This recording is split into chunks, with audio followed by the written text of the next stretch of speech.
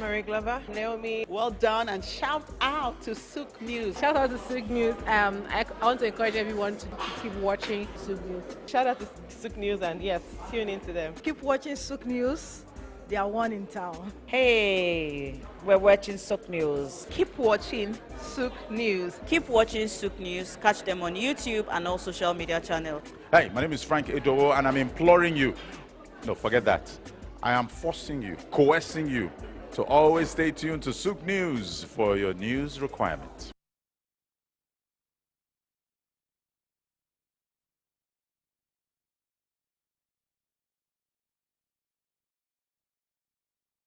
Tafawa Balewa Square, TBS.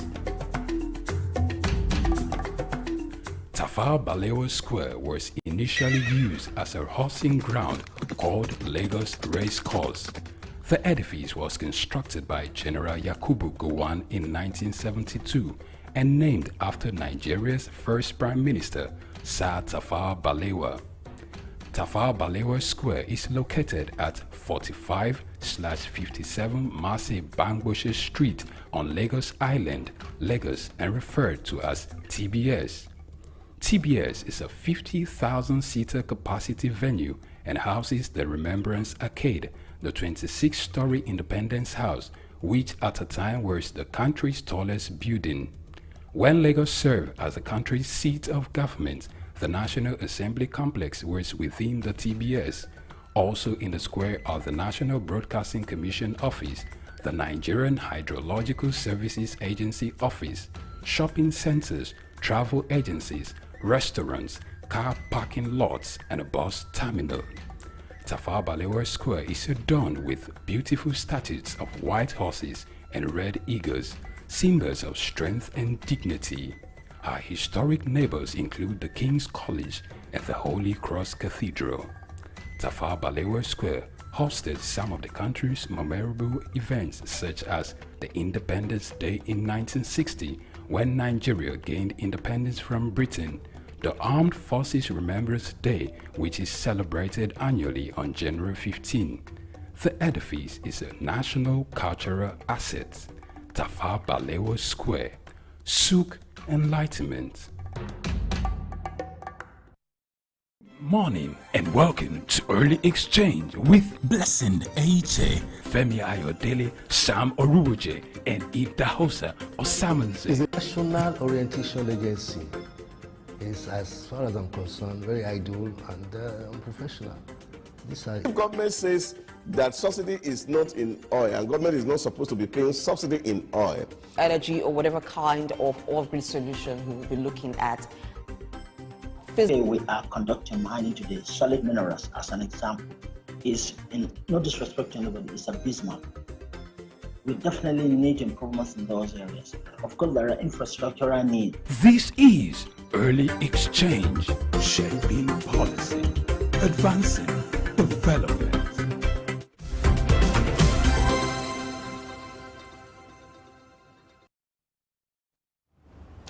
All right, thank you, Adesua, for updating us on current happenings around the globe. Very interesting news this morning, and we'll begin with some of the very interesting stories. But first, I need to introduce the gentlemen in the studio. You know them. You've seen them several times, but you haven't seen this version of them because it's a new day, and so the newest version of Idahosa Osamanze I unveil to you. Good morning, sir. good morning, Blessing. Great to have you this morning. My pleasure here always. They say don't ask how was your night, but you can ask how was your rest. So how was your rest? Well, both night and rest, they're the same. You know, in this part of the world, we are that caring, so we'd like to know. Good morning, Femi. Good morning. How are you today? I'm fine. I see you now have a memo you share together. No, we have a secret camera. So men talk to men and men understand. Exactly. It's becoming men's word. Don't worry. I will get a lady and bring her here, maybe tomorrow. Yes. So we need to balance up. Gender equality. Oh yes. In 2024. Yeah. Don't worry, you're covered. Okay. I It's believe you. We're inclusive. Okay, I believe you when you say that. Yeah. All right. So, like I said, interesting things have happened, and this is a new year. One would expect that things are starting slow, but they're not starting slow at all, particularly for the education sector, as the federal government suspended accreditation of degrees from Benin Republic and Togo. According to the press release that was signed by Augustina Obiloduru on behalf of the Director of Press and Public Relations at the Federal Ministry of Education, the suspension will persist until the conclusion of an investigation involving the Ministries of Foreign Affairs and Education and the Department of State Security Services and the National Youth Service Corps. Now, the reason for the suspension is that there are concerns about Nigerians utilizing dishonest means to obtain degrees for job opportunities they are not qualified for. Now, Nigerians love to travel. They also go for different reasons. It is not just the UK, US, some Nigerians want to study in, as far as close as neighboring countries, Benin Republic, Togo, Ghana, you have Nigerians studying there. So this concern about some Nigerians obtaining by dishonest means certificates for jobs has led to this suspension. Well, it's amusing that we're just seeming to realize this very terrible situation that has been on forever. It's not just starting, it has been there for quite a long time, except that we are not honest with ourselves. I remember when I was in school, one of our own lecturer who said he got a degree from University of Kiev. They had to go to write to school several times to be able to justify that degree. I know when a sole administrator was sent to the school, the man has to disappear somehow. So this trend has been up there that people have been shopping for certificate. How did we get here? I think that's a real question that we need to ask ourselves. Because we're living in a climate where everybody is talking about paper qualifications, certificate, certificate, certificate. And people are not looking at what people can do. And this is the real situations that face us. In 2021, I was in a seminar teaching somewhere in Ikeja here at Sheraton Hotel. And we were having this conversation about the quality of education. And one man who was from NYSC said, look, he said, it's even more worrisome for them at NYSC, and that was in 2021, that they got somebody who was an Achaba driver who came for clearance at NYSC to say that he wanted to sign up for NYSC. And so they needed to interrogate him and say, why this credential you bring, they are not authentic. And the young man said the agent that brought it said that it was genuine and authentic. So the agent that brought the certificate said the certificate was authentic. So this is the level to which we have gotten because of emphasis on certificates and paper qualification without a corresponding skill or ability to do in the person who is presenting the qualification. We're having graduates, even not from the outside, even graduates that are produced from our schools who cannot construct 2 lines of sentences. So it's not just about the Republic, because since it was okay, well, all you need is just to have the qualification, then anybody can pay for it, you get it. So apart from the fact that they are shopping it offshore now, there's also the inshore, because there are some shopping here that's also happening. And these are the real problem which we face, and looking into the future, where people feel that hard work don't pay anymore, and if you can get it by all means, and of course nobody is going to check what you're actually doing, this is it's a real big mess we are into as a country. I remember also in 2017, I was in ASCON, and we were giving a lecture, and I was also talking about this same situation, because it had worried me for a very long time that within even our system, and you're seeing that people who are supposed to be very intelligent don't pass, and the people who are not intelligent are the ones that are coming out with good grades. Because the sorting system, the sleeping system that has been in the tertiary institution has driven us such to that extent. And I remember then a deputy director in CBN was telling me, and he said, look, it's worrisome now because you even have people in the middle cadre in the civil service who cannot write simple memo. When you write, you have to rewrite it. Now, it's school that is producing these people. And this is where we really need to sanitize our education system. If we want to grow as a people, if we want to develop like we are saying on a daily basis, then of course there must be a complete overhaul. And this is a real issue. I don't think that this search can really lead to anywhere, because how many are you going to check? Is it you're going to go confirm from the university that is offering the degree? Because it's economy for them. You get a certificate, you pay, and then of course they are making money. And this is where we have found ourselves. And I think it's quite really very, very pathetic for us as a country that we can go to this extent where people can actually use their hand to work and earn a living without necessarily carrying certificate. Now this again speaks to what the Protestant ethics alluded to, which is the dignity of labor. Because if you see the comment here is the fact that people want to look good to do work. So if I'm a mechanic and I don't need to be dirty. So when we dignify every form of labor, people don't necessarily need to have to go to this length of buying certificate so to just get employment.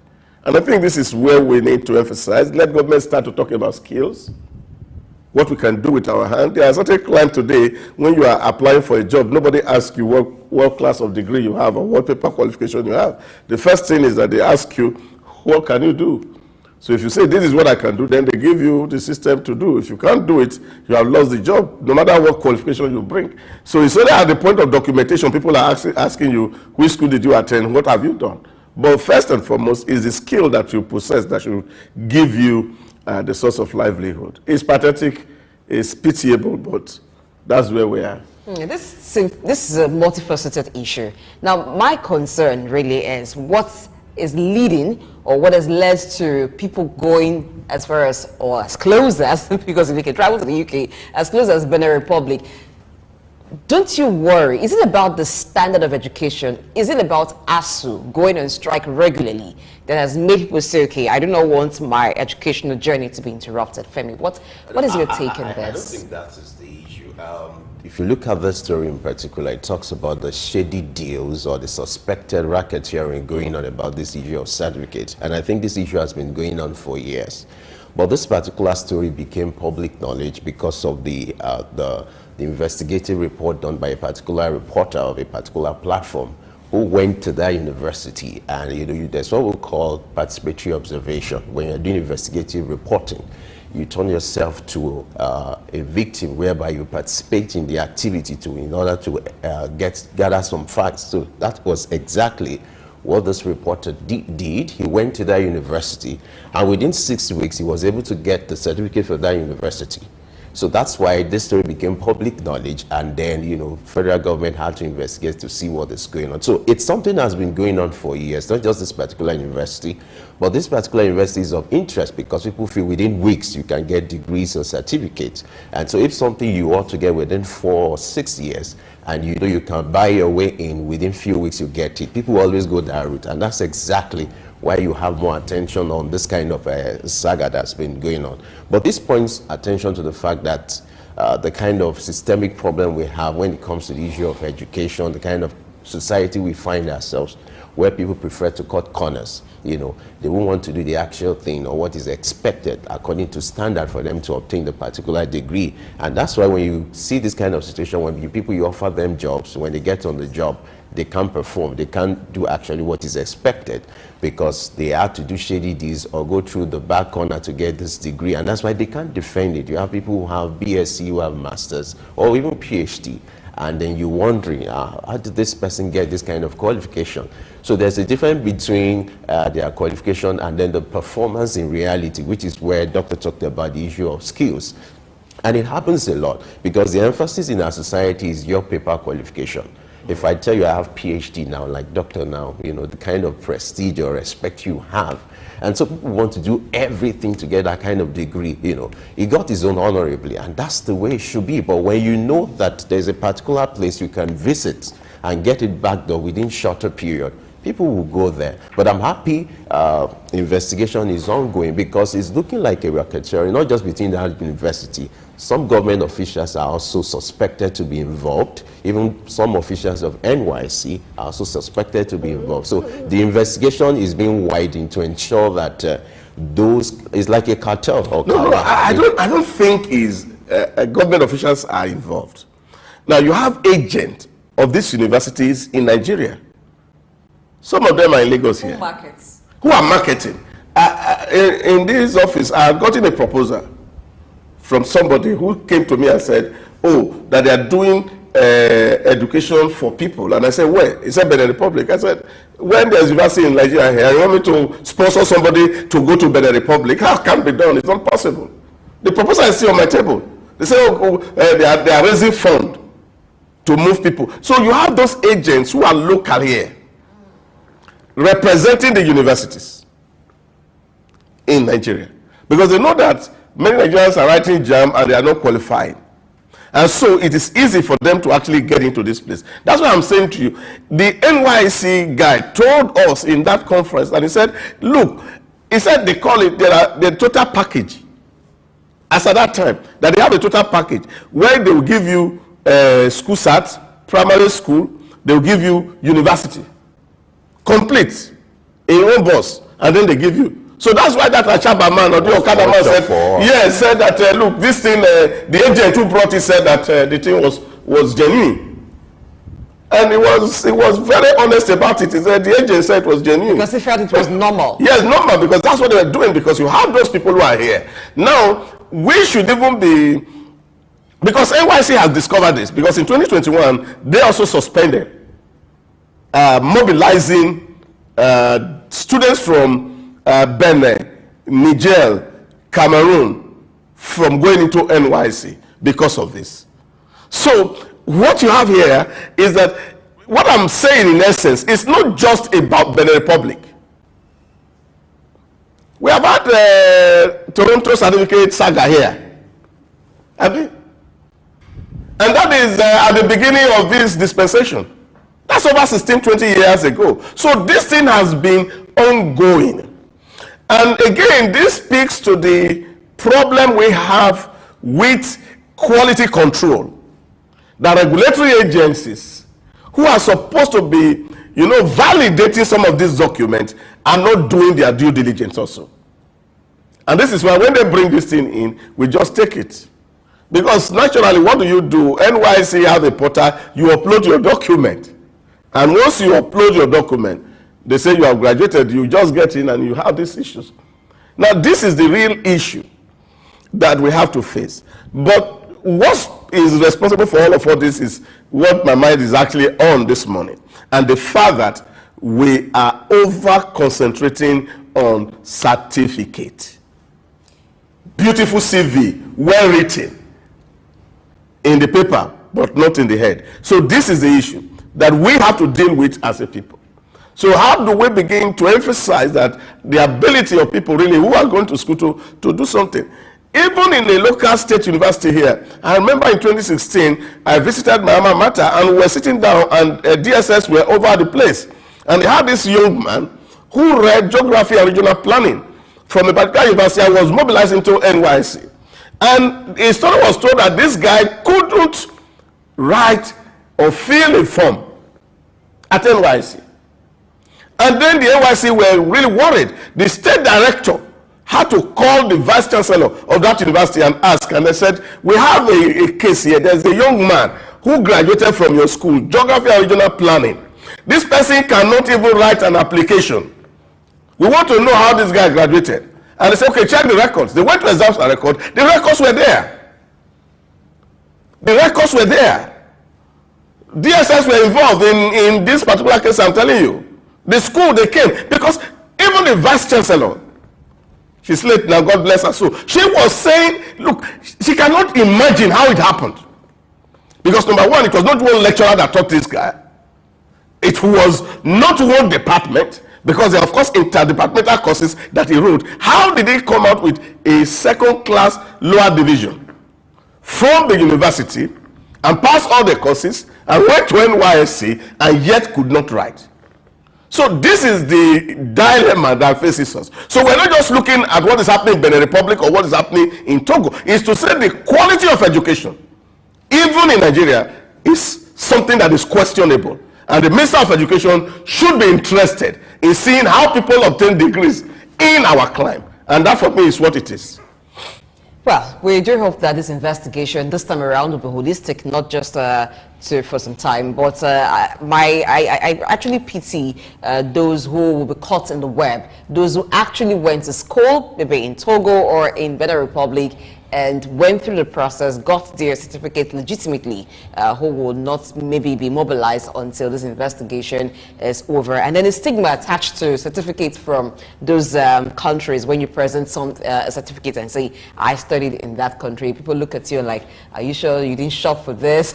Something like that. Well, so I hope it's holistic and it comes around. I think they should also widen it to cover some PhDs and professors. Okay. Because I don't think that this packaging is just for BSc alone. It's even up to that level. You mentioned there's a total package now, Yes, so a complete we also package. extend to that. Femi looks shocked at that. No, it's not surprising. You know, it also boils down to the fact that maybe lack of integrity. You know, you have people who prefer to fail honorably than, you know, take the shortcut. And I think that's what we should imbibe as a society, you know, that value that, okay, even if you have reasons to write your JAMB or to sit again, yes, do it. Ensure that you have it in a legitimate way, not just cutting corners because you want to have your degrees. Because in the long run, it will be obvious that actually that you cut corners. You see, until we get to that point as a country where we recognize that the degree or certificates are only a means to an end and not an end in itself, we will continue to go around this route. What is important to people is that you have a degree so I can get a job. Now, if you learn a skill, you don't necessarily need to be shopping for a degree. And I think this is what we need to do. The overemphasis in public space for paper qualification should be discouraged. And I think that's the point. And that will be the starting point, really. Because we can do all the investigation in the whole world, and at the end of the day, it will really amount to nothing because we have not actually, we will not be able to solve the problem in total because there are so many. Some are in Ghana, not just here. I see some young people who say, oh, I'm ready. They couldn't get admission in Nigeria, but they have been admitted to study medicine in Ghana. And these are issues, and for me, it's quite worrisome.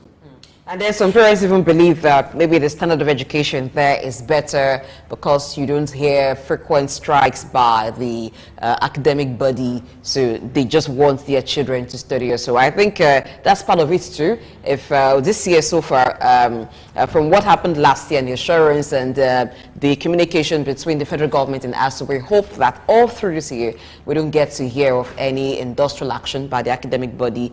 If this continues over time, it will to a great extent discourage those who feel like, let me study in a neighboring country. Because yes, apart from the ASU strike and some of the issues that we have in tertiary institutions, I know that we have standard institutions in Nigeria. Oh yeah, oh yes. All right, the next story is talking about the automation of Nigerian passport. You know, according to the Minister of Interior, Olubimi Ojo, he said they've initiated the process for that to start online. So it's going to kick off January 8th. So what that means is, before now, you usually have to visit the passport office to get your passport. You know, this has been leading to a lot of inefficiency, you know, wasted time and energy, bottleneck, and even leading to racketeering where you still have to, you know, tip your way before you get things done. But the minister is saying this time around, we want to deploy technology to the issue of passport application. So what that means is to be easier for Nigerians. At the comfort of your home, you can apply for Nigerian passport. All you just have to do is with your smartphone and with your internet, you go on the website, you supply the necessary information, and you maybe in a number of days or weeks, you get your passport for you. You know, Idauza, what do you think about that? That sounds like what you've been advocating. Yeah, automation is great for government services, and I think it's the right thing to do. But I think this process has been on for a while because in the last 2 years, really, the NIS portal has always been open, immigration, where you can actually apply and upload your documents for your passport. And some people tried it and it did work, depending on which location that you want to do your capture. Yeah, but what was worrisome about that process was the fact that having gone online to apply for your passport, you still need to get to passport office to print out because they have to open a file for you at the passport office for your capture and things like that. But one is hoping that with this new development, that process, of course, will no longer be there, that people can actually, it can be completely automated, such that when people apply online, they don't need to be visiting the passport office. They are alerted automatically via the means of communication that they are put on the registration portal that, oh, your capture is 1 p.m., 11 p.m., based on the facility that's available. Then that reduces the number of pressure that people go to. Because really what you see is that some people who also have applied online before and they get to the passport office and they have given a date and they get there and the date is not available. So they're asking them, okay, come and KYC your documents, you put everything in order again, they fill a file for you and fill a form from you, which of course was a duplication. So I do hope that we can actually, like it's done in other places. I was talking to a friend in Rwanda and he was asking me, how long does it take you to get a driver's license or a international passport? And he said in 24 hours. If you register it today, then by the same time, they call you for a capture. And I think we can get to that level where systems are allowed to determine, because you find that there's also a lot of racketeering that is going on by agents. Even touts. Well, let's not call them touts. The touting around the passport. Yes, office, because they are making so much money. Yeah. And you are doing 32 pages and it's supposed to be 25,000 which is official, and they charge you 40,000. Because they have to help you facilitate the process. So once we automate it, all these processes will be reduced. But of course, now there's some hunger for these agents because some people actually depend on it also. No, the point is we need to get it right as a nation. Yeah. If it means some people wouldn't be happy with this, yes, let it be, because the right thing to do. You can't reach away the fact that technology makes things easier and efficient. Now, if you visit the passport office, the level of congestion you see in that place, you imagine if there's a crusade or a revival somewhere, because everybody is trooping to the office to get one thing or the other. But if this is automated, it makes it easier. If it's not fully automated, yes, we can give them understanding that it's a matter of time. If they start this way, it's a good way to start. I'm hoping it can be fully automated. Yeah. Because what it means now is part of the processing that should have been done at the office, it reduces human interface. And what that means is it saves time. Then you can plan for other things. Then everything becomes more organized. If you're supposed to visit the office, you're given a particular time and a particular day. So what it means is coming to that place, you're going to spend lesser time to get whatever you need to get. But I'm hoping that even with the issue of data capturing, that can be done online. But I don't know if that can be done on the website. But that will still take you to the office. But what that means is it simplifies the process.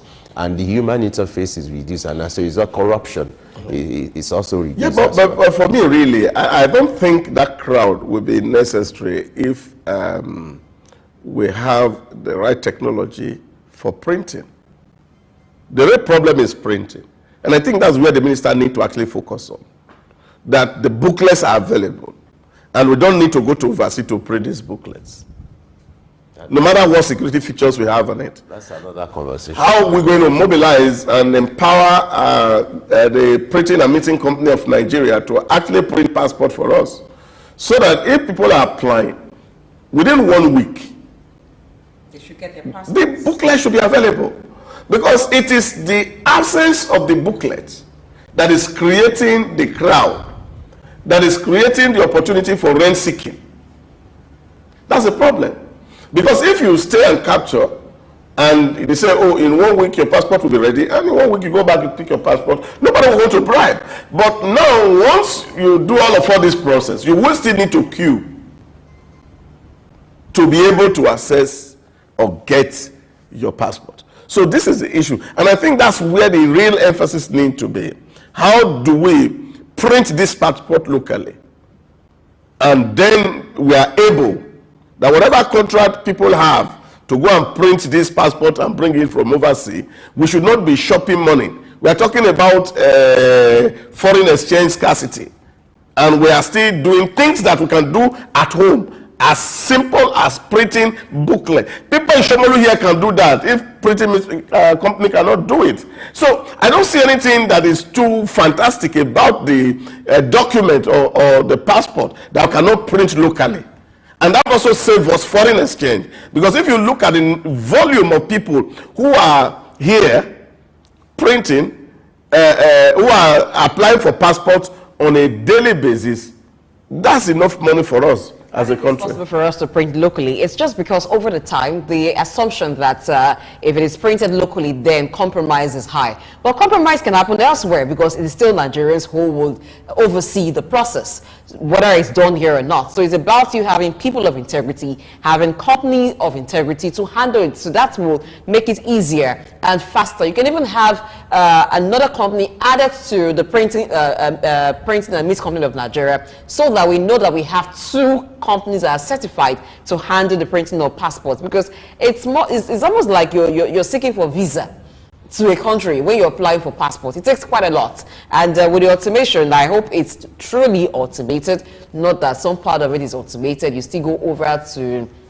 repeat the process, and there's paper, documentation, and everything all over again. It has to be a matter of who you know, how much you can spend before you can get your passport on time. These are the issues. Maybe Femi should go and do the undercover. Oh yes, Yes, I would love to do it. But they've seen your face already, so you should be looking at you.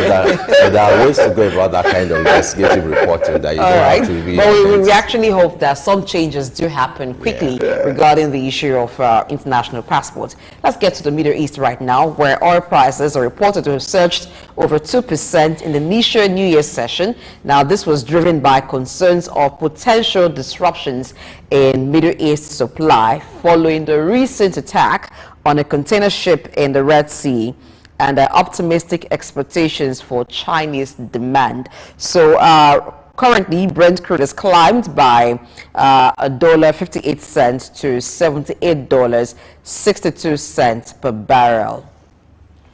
Yeah, we've said this before the year came. It is the law of demand and supply, and you're going to have that. And that's exactly also we said yesterday when, of course, we're talking about the benchmarking of the budget against the oil price.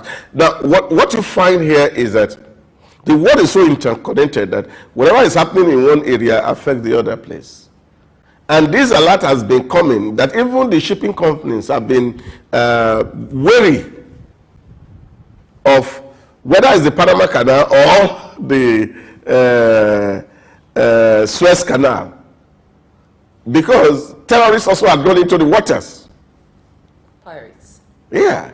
So this is the issue. So there have been attacks, and shipping will become a problem. And this is what they talk about logistics in supply chain management, that if you have disruption at one end, the risk is shared.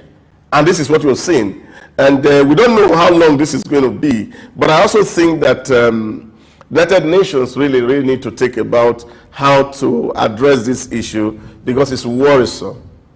And if it is to mobilize the Universal Navy to guide the waters so that we can be free a little bit from the challenge that is caused by these attacks, because it's one out too many. And this is going to affect a whole lot of people. It's not just people in the it will also affect us. Just imagine that we are also duly deregulated now, as it were, and the market price will determine the cost of petrol. It will affect us here. and it's going to be global. So and it's a gain in one hand and a loss in the in other. another hand. So this is what it is that the problem of terrorism naturally for me is so worrisome. And this is the failure of society, honestly speaking.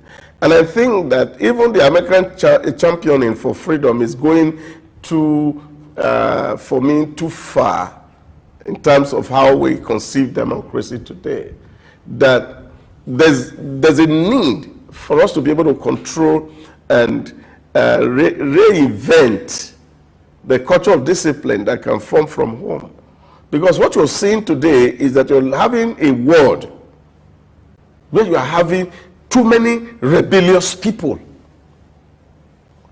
And this rebellion is a function of the excess freedom that the society is advocating for children growing up. And you know, when we were growing up, there was so much discipline. There are things you couldn't do or contemplate. And those are the values that got into us. When you see your school teacher coming, you will run. But today you're having children going beating their teachers. And this is what is going into the society, because we are having a culture that teacher can't flog students. So you can't discipline them. And children naturally, even like the Holy Scripture says, foolishness is what is in the heart of a child. It is only the rod of correction that takes it away. And until we begin to do these issues, a lot is going to happen, because this is where we are. And we are trying to put, I was talking with my CEO last night, and we're looking at the issue of the suspension of Niger Republic and Uganda from AGOA by Biden. And what is the reason? The reason is that, because in Uganda there is anti-lesbian law or homosexual law in Uganda, therefore they cannot benefit from America. And then, of course, they said there is a coup in Benin Republic. And I said, what morality is American champion here, really? They have not seen the immoral act of France on Benin, raping them up for ages. That didn't worry America. It's the coup that is worrying them. What has the liberalization of homosexuality done to any country in the world? And I asked myself yesterday, and I sat down and I'm looking. Since I was studying political science in university, we'll be talking about AGOA. Who has it really helped? What growth have we seen in Africa? And I said, this is the right time for Africa really to sit up and determine their fate, because this is what is actually the breeding ground for terrorism. And this is what we're talking about here. Now, when you are seeing that the whole world is spending so much in defense and security, because almost everybody is becoming a terrorist somehow. So the world must find a way and a solution to this issue, because that's where we are. Otherwise, we're in a state of mutual assured destruction. But is it just about the too much freedom or liberty given to the younger generation? Because terrorism seems to encompass different aspects. You have those who go into it for religious reasons. You have those who are disgruntled with the government of the day. You have those who are elderly, who are rich in the society, funding it.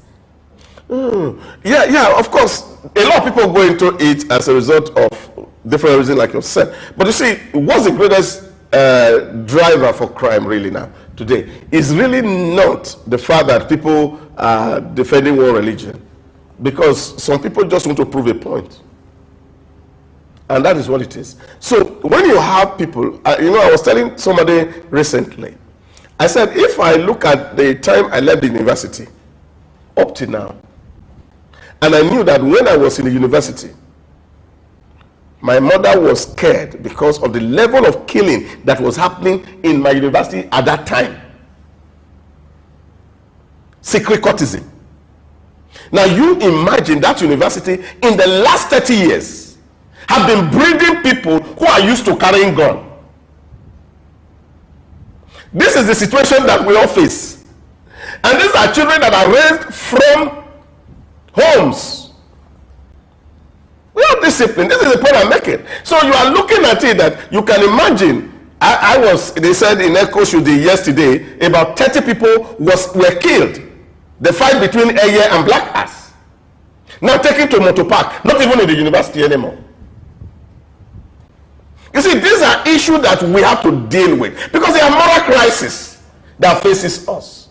And I feel that the reason why children are this delinquent is because we say, oh, we can't correct them. They are right by themselves. And that's why the world is where it is today. And I feel that we must look at this issue because they are interconnected. Look at what Nigeria is spending on defense and security. Look at what crisis this is creating for the entire world. That they are seeing terrorists coming from Iran, blocking the Suez Canal, and then, of course, is impacting the entire world in terms of disruption in the logistics system. This is the point.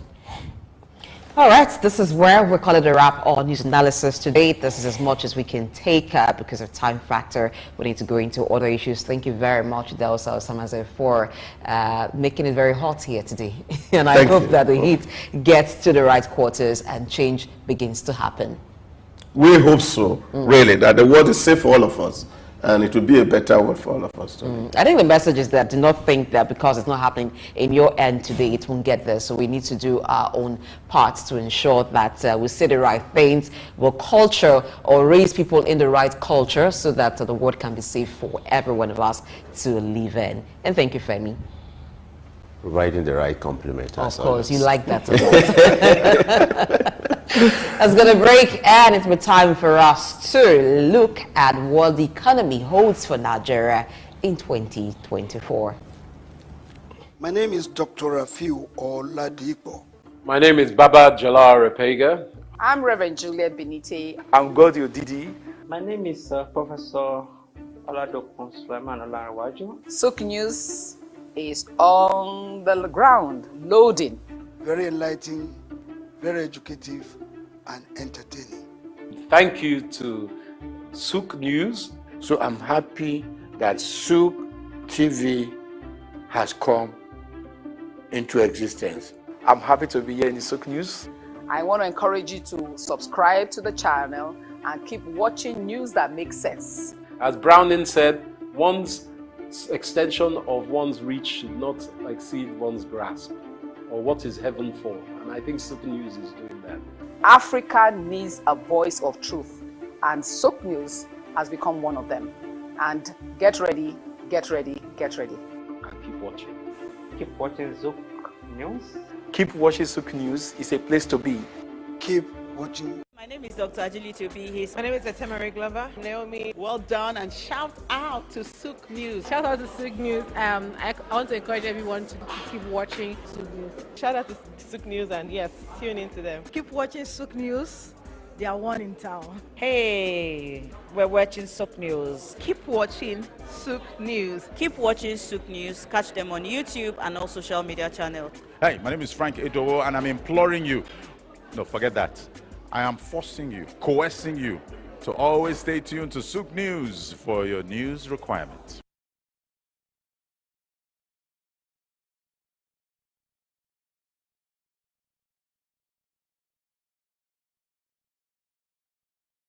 Lateef Jakande. Born Lateef Kayode Jakande in the Ekbetedo area of Lagos Island, Lagos State, on July 1929. He studied at the Lagos Public School at Enowa, Lagos Island, then at Bonham Memorial Methodist School, Port Harcourt, King's College, enrolled at Ilesha Grammar School, where he edited a literary paper called The Quarterly Mirror. Jakande began a career in journalism in 1949 with the Daily Service and joined the Nigerian Tribune in 1953. The owner, Chief Obafemi Awolowo, appointed Jakande editor-in-chief of the Tribune in 1956. Jakande established John West Publications in 1975 after leaving Tribune and began to publish the Lagos News. He served as the first president of the Newspaper Proprietors Association of Nigeria, NPAN. Jakande ran for election as Executive Governor of Lagos State in 1979 on the Unity Party of Nigeria platform. His administration was effective and open and implemented the cardinal policies of his party. He introduced housing and educational programs targeting the poor, building new neighborhood primary and secondary schools, and providing free primary and secondary education. He gave poor people's children education, and many of them are now very prominent in the society today. Jakande established the Lagos State University and constructed over 30,000 housing units. After the military takeover in 1983, Jakande was charged, prosecuted, and convicted of treason and later pardoned. He served as Minister of Works under the Sani Abacha military regime. He died in Lagos on February 11, 2021. Lateef Jakande was the first civilian governor of Lagos State. Lateef Kayode Jakande, Souq Enlightenment. Morning and welcome to Early Exchange with Blessing Aiche, Femi Ayodele, Sam Oruoje, and Idahosa Osamanze. It's a national orientation agency. It's, as far as I'm concerned, very idle and unprofessional. Government says that subsidy is not in oil, and government is not supposed to be paying subsidy in oil. Energy or whatever kind of off-grid solution we will be looking at. Today we are conducting mining today. Solid minerals, as an example, is, in no disrespect to anybody, it's abysmal. We definitely need improvements in those areas. Of course, there are infrastructural needs. This is Early Exchange, shaping policy, advancing development.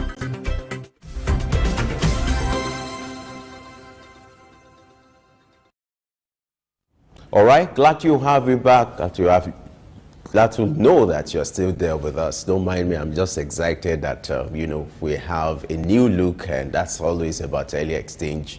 We always get bigger and better.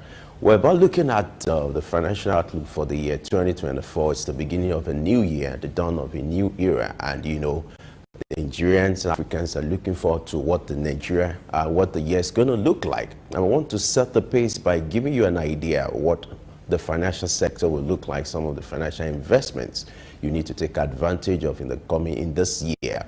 And so shortly we'll be speaking with our guests who will be giving us tips, some of the trends in the financial market, some of the opportunities you can take advantage of as an individual to maximize gains. Don't forget, this is your program. It means you can be part of this conversation by joining us on our YouTube platform, on our social media platform, to share your view on some of the financial opportunities that will be available in the year 2024.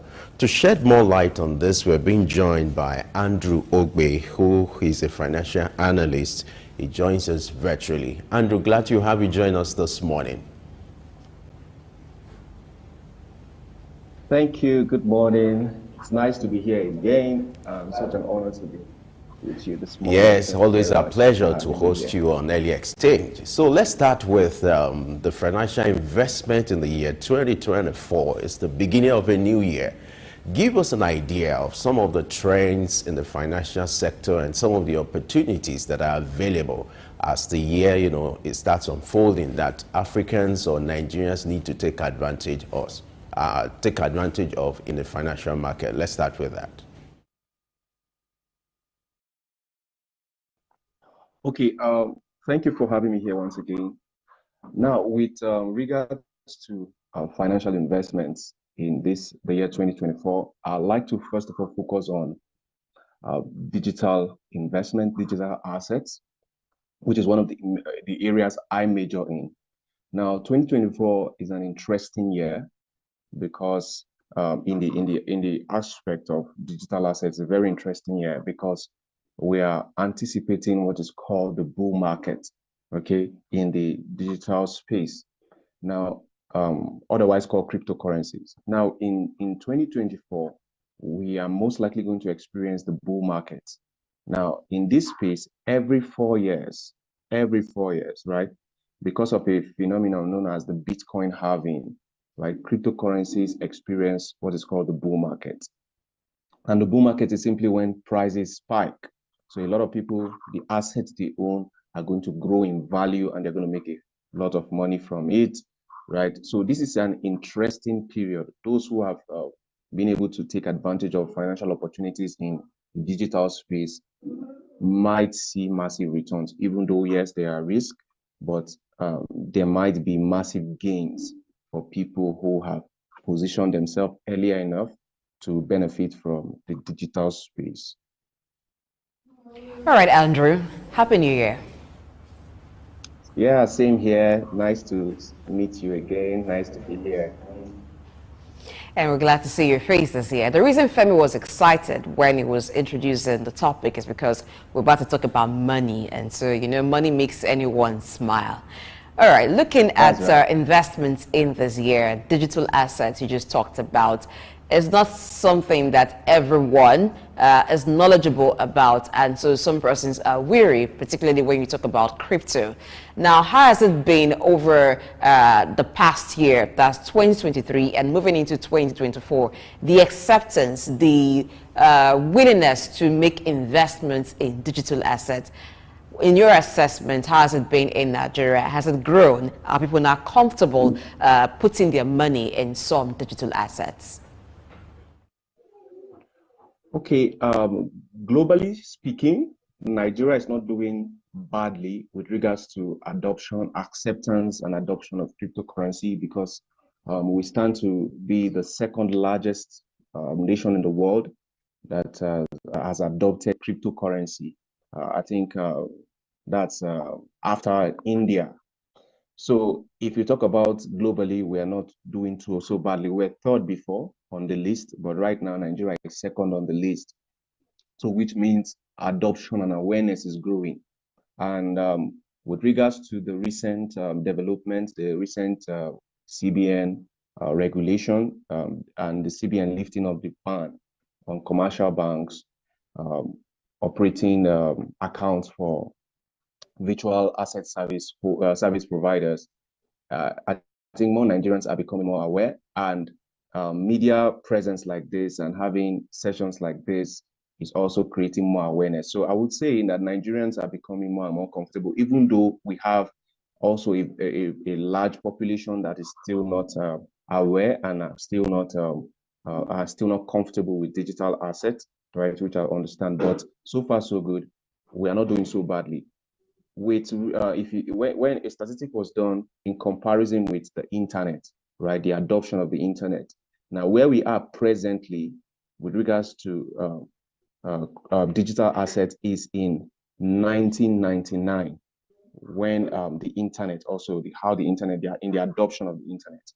It means the population that has adopted or that is aware of cryptocurrency right now in Nigeria is the same as the population that were aware of the internet and adopted the internet as of 1999. So you see, we are still far behind, but we are not doing so badly. A few years from now, the whole trend might spike.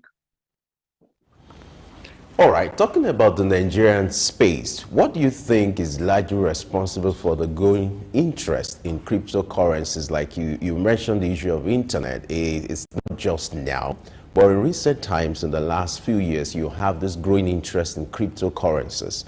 What do you think is largely responsible for this, and what will be the impact of this on that market? Okay, with regards to Nigeria, I think one of the reasons why the growing interest for Nigerians is we have a very large and a vibrant youth population, right? And these things are more acceptable. Technology generally is more acceptable amongst young people before the older ones get to eventually just probably fall in line or stay with what they've known. Now, since Nigeria will have a very large population, of course, we are seeing that. And also, you know, in Nigeria, people are considering alternative ways of making money, right? The traditional way of making money, it's not providing it's not meeting the necessary demands in Nigeria. In Nigeria, we have a very large population, and mostly no jobs for this population. So people tend to look for other means to earn sustainable income, right? So that is why we see the growing population moving towards cryptocurrencies. And globally also, you see globally the trend, and also apart from the fact that we have a young population, the period, like I spoke earlier, like I said earlier, that we are in the cryptocurrency space, right?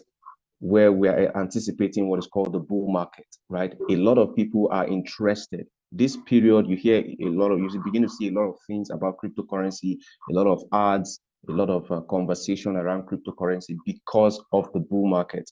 So this gets a lot of other people who were not interested before to become interested and begin to pay attention to this. So these are some of the reasons why we have an increasing participation. And also we've seen multinationals, right, coming into cryptocurrencies. For example, there's a particular bank in the US that has been buying Bitcoin, I think for the past few months now, every single day, $4 million worth of Bitcoin every single day. So with this participation of this industry players, it gives new investors more confidence in the system. So that is why we are seeing what we're seeing today. And I think it's just going to continue that way. All right, so, but cryptocurrencies are still seen as volatile and highly speculative. But there are some, like you just talked about, that are doing quite well. And you say that 2024 seemed like it's going to be a bullish run for the crypto markets. Can you point us in the direction of some cryptos that are doing quite well? And one can say it will be a good investment. Okay.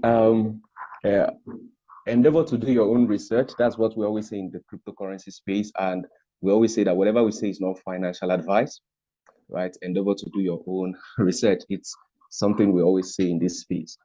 Now, but with regards to cryptocurrencies that are doing well, now there are several cryptocurrencies that have been predicted to do very well in this bull run. We have Bitcoin, we have Ethereum. Even though Bitcoin, it's going to do very well, but may not be a very viable investment for someone who is just starting out and doesn't have access to funds, right? So, but we have other cryptocurrencies that are still they are not as expensive as Bitcoin. They are called altcoins, but are also predicted to do well. But what I'm going to state is what Nigerians should look out for, right? Not just the specific cryptocurrencies, okay? Because you cannot absolutely or 100% tell the particular cryptocurrency that is going to spike in value or the percentage is going to do it. But there's a few of them that are doing well right now.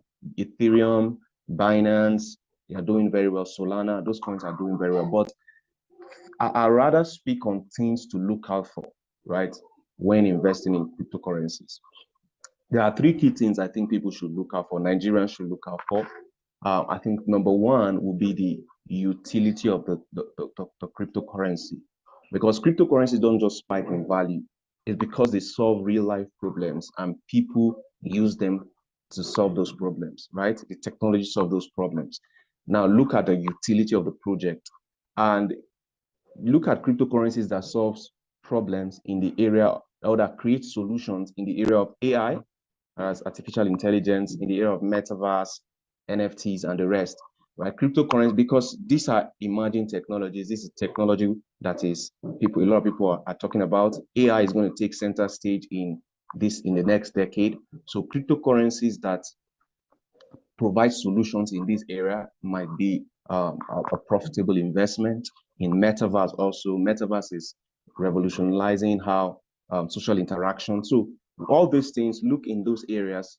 So I don't want to mention just specific projects, right? Because like we always say, whatever we say is not financial advice. So, but if you follow these things, strong utility, looking at the strong utility, that's number one. Then number two, if you look at the community behind the project, do they have a vibrant and a growing population, a growing community for that particular project? Because one of the things that leads to the growth in value of cryptocurrencies is that we have more people adopting it.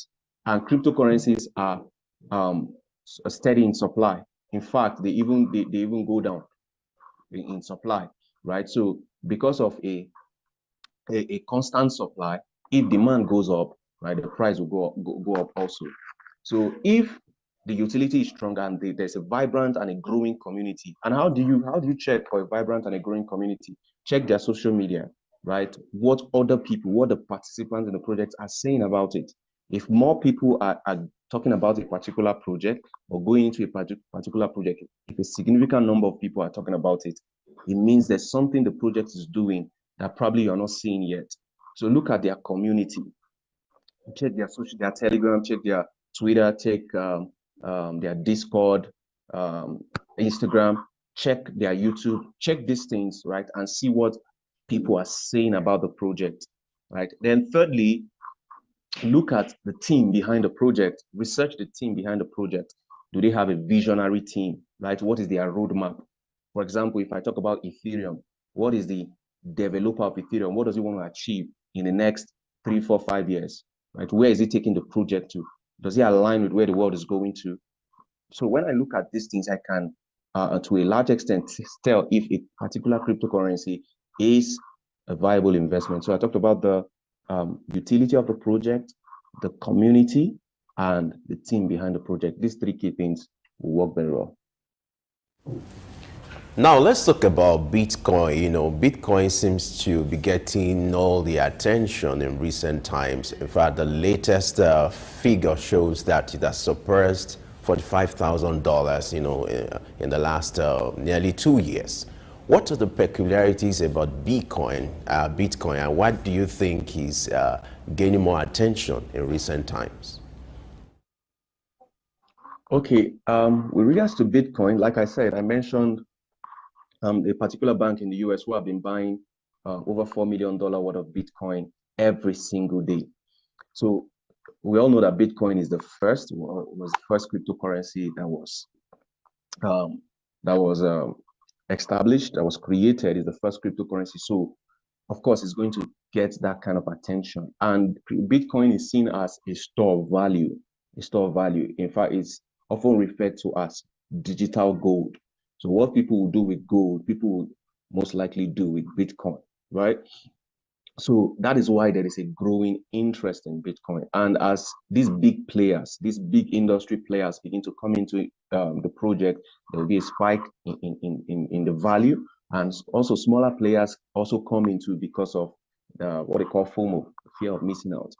And Bitcoin, also another reason for the growth in the price of Bitcoin is the Bitcoin halving that is coming up. Bitcoin halving. Now, the Bitcoin halving is scheduled for, I think, April 2024.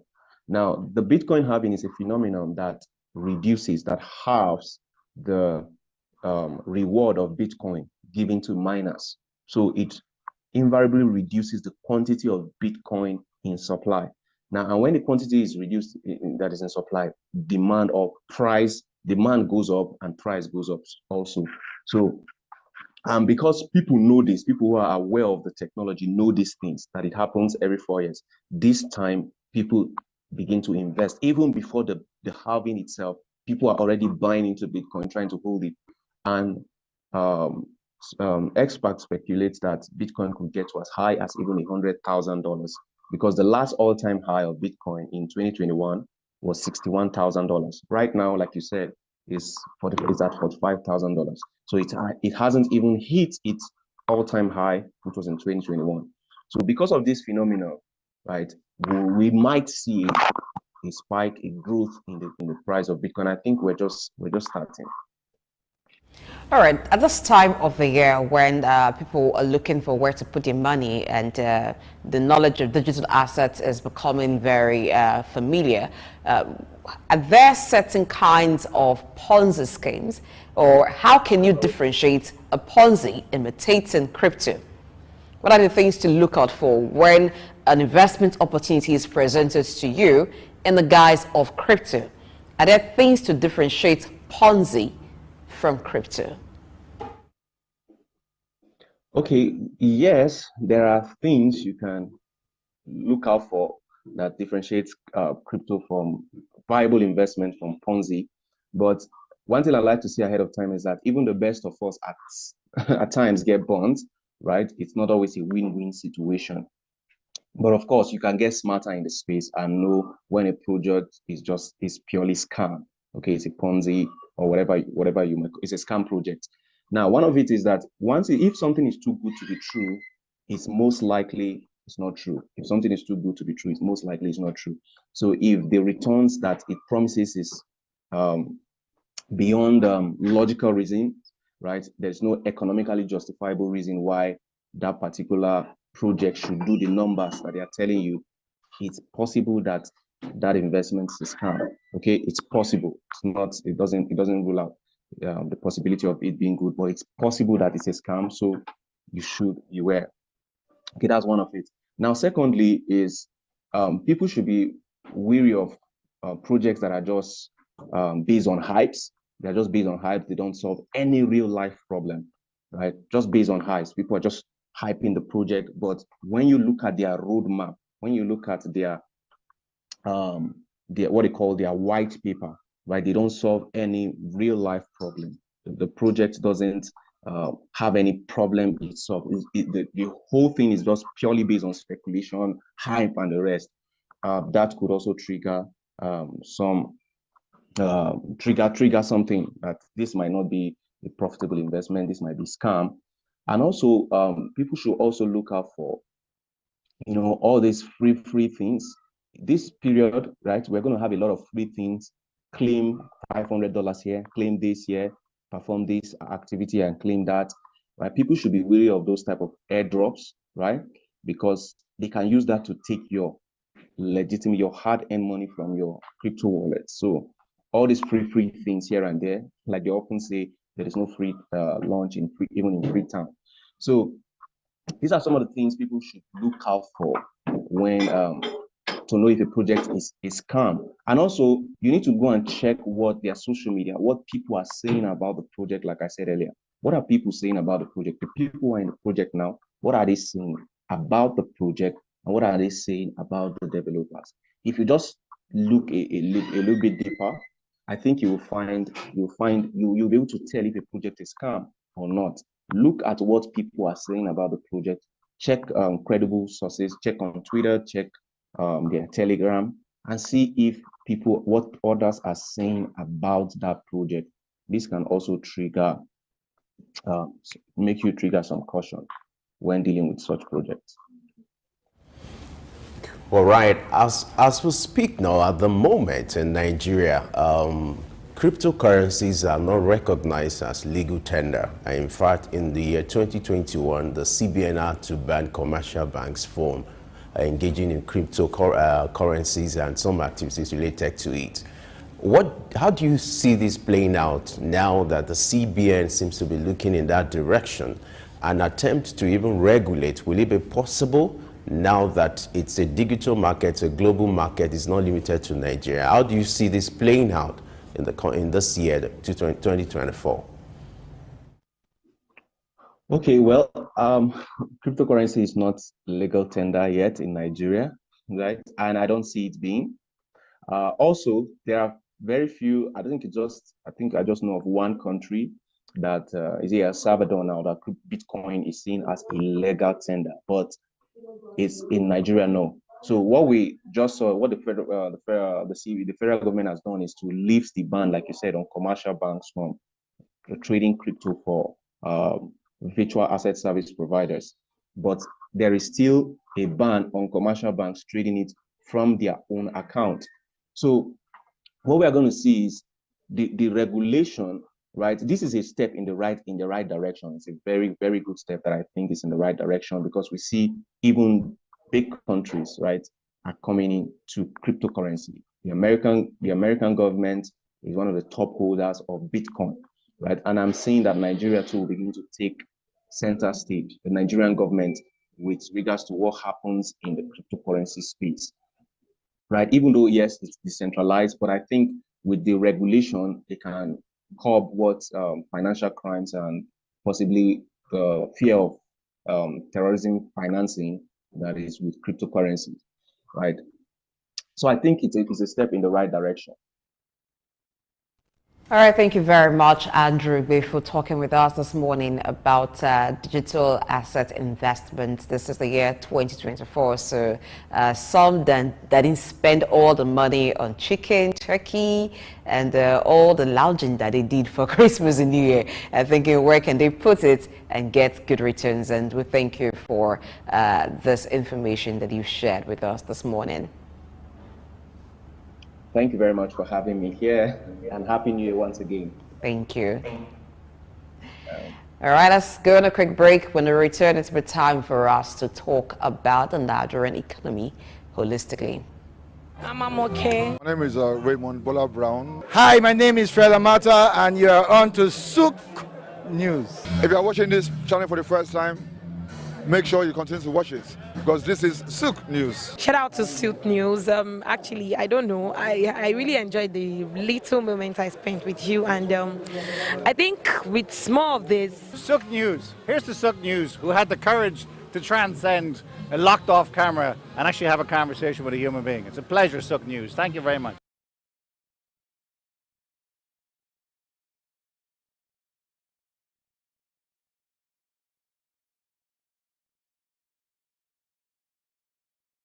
My name is Dr. Rafiu Oladipo. My name is Baba Jalal Repega. I'm Reverend Juliet Benite. I'm Godio Didi. My name is Professor Oladokun Sulaiman Olarawaju. Souq News is on the ground, loading. Very enlightening, very educative, and entertaining.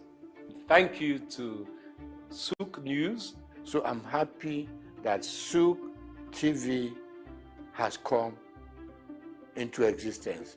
I'm happy to be here in the Souq News. I want to encourage you to subscribe to the channel and keep watching news that makes sense. As Browning said, one's extension of one's reach should not exceed one's grasp, or what is heaven for? And I think Souq News is doing that. Africa needs a voice of truth, and Souq News has become one of them.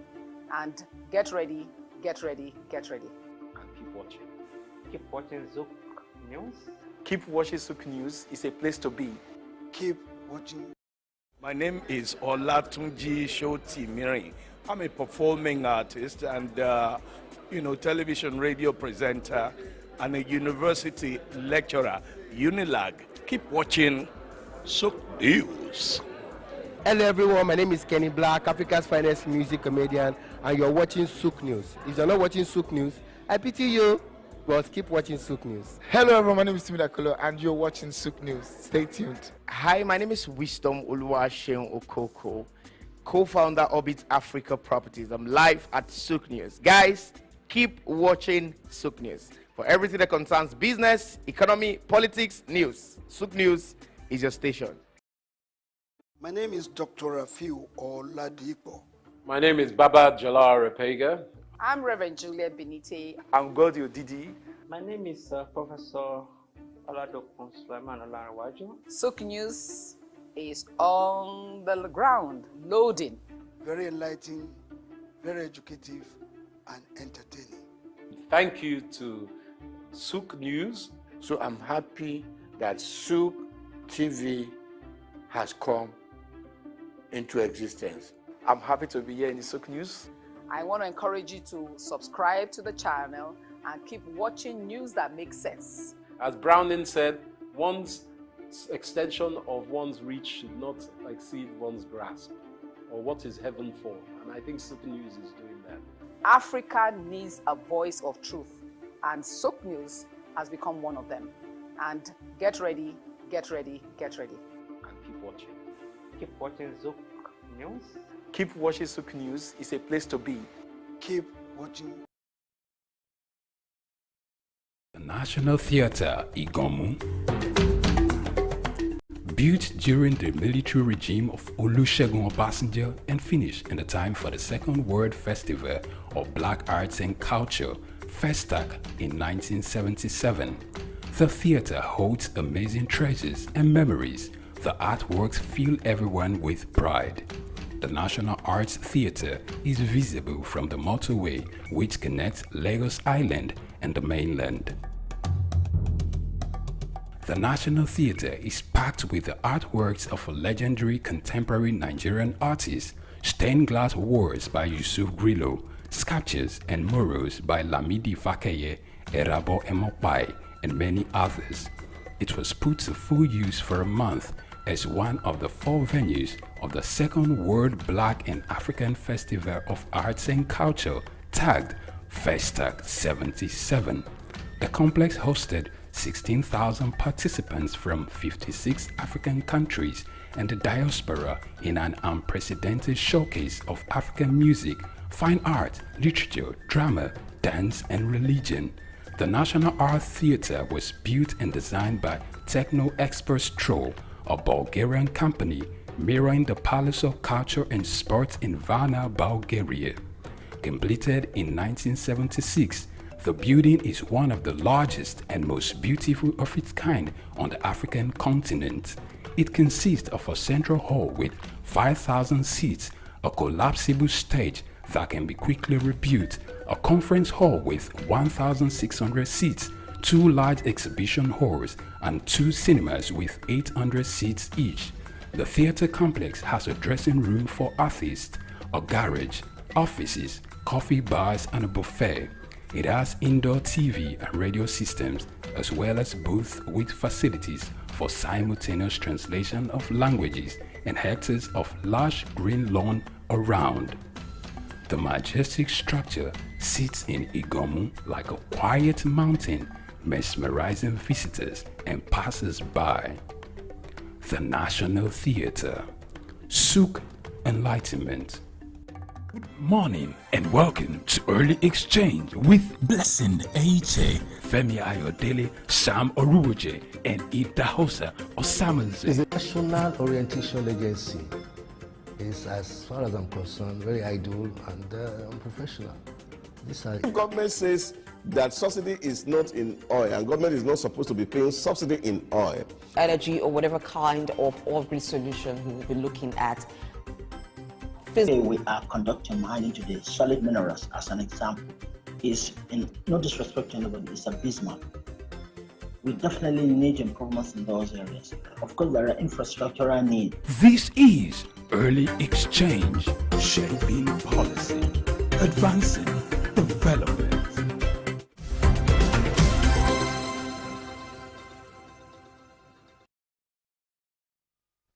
It's great to know you're still with us or an L Exchange this morning, and like I said, it's to look at the projections that have been made for the Nigerian economy in the year 2024. Now, it's been projected that Nigeria's GDP will grow by 3.3% in the year 2024, and we know that in 2023 inflation was at an all-time high in Nigeria, ending at 28.7% in the year. That's a record high.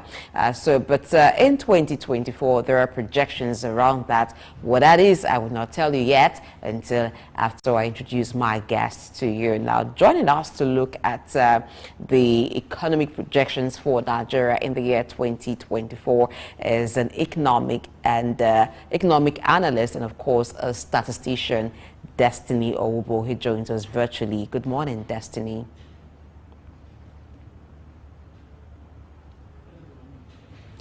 Please unmute your mic so we can have the conversation. Okay. All right, good morning. Good to see the latest version of you in 2024. Happy New Year. Irish is saying, I didn't get rice and chicken, but I forgive you. Okay, there's always an opportunity. All right. We're looking at the economic outlook for Nigeria in 2024. And like I said, there have been projections made for the Nigerian economy in this year. One of them is the GDP growth. It is expected or projected that Nigeria's economy will grow by 3.3% in this year. What's your take on that? Does it look feasible? Actually, we cannot discuss the question of growth without looking at the trend. Generally, if you compare it to last year, it is expected that the growth will slow down a little because the government is trying to fight inflation. there's a global trend to slow down economies worldwide because of the heated economies, the Ukraine fight, the Israel-Gaza war, the aftermath of COVID-19. And so there's a general slowdown in prediction. The World Economic Outlook says that the world is going to slow down by an average of about 1 percentage growth point. So Nigeria growing for 2024 is not big news, especially when we consider the fact that it's expected that it is going to slow down compared to last year. So Nigeria will begin to recover around 2025, 2026. The international growth plan for the world is slowing down, and then the fastest growing economies in the world happen to be African economies at the moment. Emerging economies and developing economies like Nigeria. So while the developed world will grow at just about maybe 1 or 2%, Africa is still maintaining between 4 to 3% growth. So Nigeria happens to be in that trend of those countries that is predicted to grow slowly in 2024.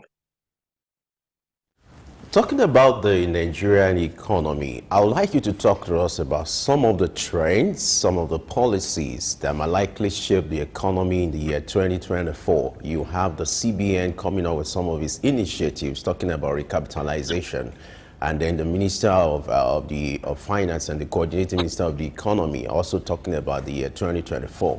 In your view, what are some of the trends and policies that will shape the economy in the year 2024? I think for Nigeria, what we are trying to do, what our major achievement for 2024 will be in the area of business confidence. The banking consolidation program is going to simply improve the confidence in the financial sector because bigger banks are expected to be more stable. The federal government, the budget of 28.7 trillion also communicates to the world that the government wants to the government is intending to spend heavily on the economy, and that means business confidence will be improved by that expenditure framework. And then we also expect that if government is using its monetary policy to tighten the economy to slow down inflation, when inflation is down, business confidence increases. And so this policy mixes is expected to create a general positive outlook for the economy for 2024. Okay, and then the government started very well too by signing the budget into law. For some time, between 2016 and 2018, we had a problem with our budgetary cycle. But between 2021 and 2022, we tried to get the January-December timeline. And then this is the first budget he's signing into law. And then it is a good precedent that the president signed it into law as the year is starting. So we have returned back to our January-December budget cycle, which is good. It makes the business world trust the government and see that the government is interested in ensuring that its budget is well financed and operated according to the Fiscal Responsibility Act and according to the laws. So if government is the monetary sector is consolidating, the fiscal sector is trying to operate by rules, the general investment climate gets a positive news, and it communicates that this year may be a good year for business. But the implementation will determine how much of that confidence is misplaced or actually in order. Okay, looking at the budgets, are there areas of concern for you? Are there sectors where you feel not much of activity or not much of change will happen in the year 2024? Actually, the budget, there's nothing very novel about the budget, except that it is good news anytime we have a budget that has more capital expenditure than recurrent expenditure. It communicates that the government is interested in spending in the critical areas of the economy. The budget focus mainly is on security and on capital expenditure in terms of road construction, power, and other areas. So that's a good plus. The 35% of that budget goes to capital expenditure. 30% goes to recurrent expenditure, which has always been the burden of our budgets. And then 1/3 of that budget goes to debt servicing. which is looking at the debt financing. So before now, about 2 years ago, it was about 50-50. The half of our budget went into debt payment, but this time around, it is one third of the budget. So we are reducing the size of our debt payments, increasing our capital expenditure, and balancing our recurrent expenditure. It is also instructive to note too that the budget doubles the amount of statutory transfers to the judiciary. What that does is that it puts more confidence on the business sector, because most of the business problems we have are litigation problems, which ultimately fall into the judiciary. So if the judiciary is going to be independent, ability to take decisions and make judgments that are not based on interference from the other arms of government, we expect that the judiciary should have financial independence. And this government has doubled that amount by over 100%, from about 161 billion to about 340 billion to the judiciary. This has a positive outlook for the judicial independence and the ability of the courts to make independent judgments and even facilitate business litigations. So these are the positive little innovations in the budget that may seem to make the budget pro-business, pro-output, and then pro-employment. And we also notice too that the budget tries to look at the federal government inviting foreigners to invest in this country. The economic fundamentals at the moment does not support business, because as we hear, about 7 or 8 major international brands are leaving Nigeria before March. Now, when government prepares a budget and is talking about budget transparency, talking about business confidence, talking about the ease of doing business, we may expect what that may do is that it may slow the capital flight out of Nigeria in the interim.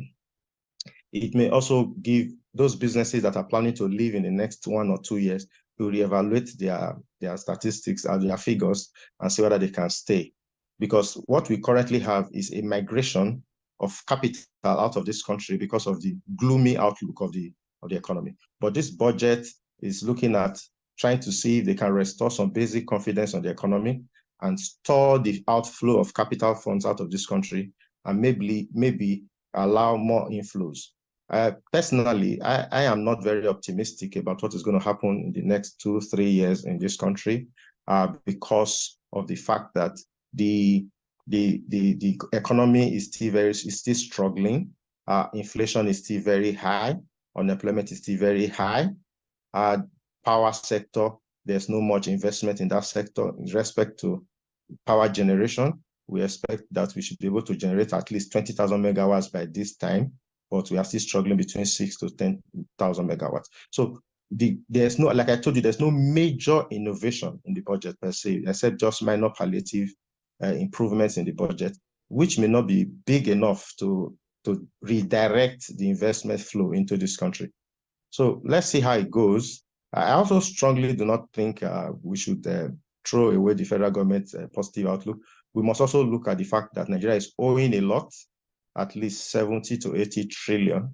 And at the moment, Nigeria is not in a good revenue position. Although just recently it was announced that the non-oil revenue has been growing at least about 60 to 70% year on year. So we expect that in the next 2-3 years, our non-oil revenue will grow more, maybe to 200 to 300%. That is when we begin to have positives from the budget. At the moment, you're just trying to weather the... My name is Dr. Rafiu Oladipo. My name is Baba Jalal Repega. I'm Reverend Juliet Benite. I'm Godio Didi. My name is Professor Oladokun Sulaiman Olarawaju. Souq News is on the ground, loading. Very enlightening, very educative, and entertaining. Thank you to Souq News. So I'm happy that Souq TV has come into existence. I'm happy to be here in the Souq News.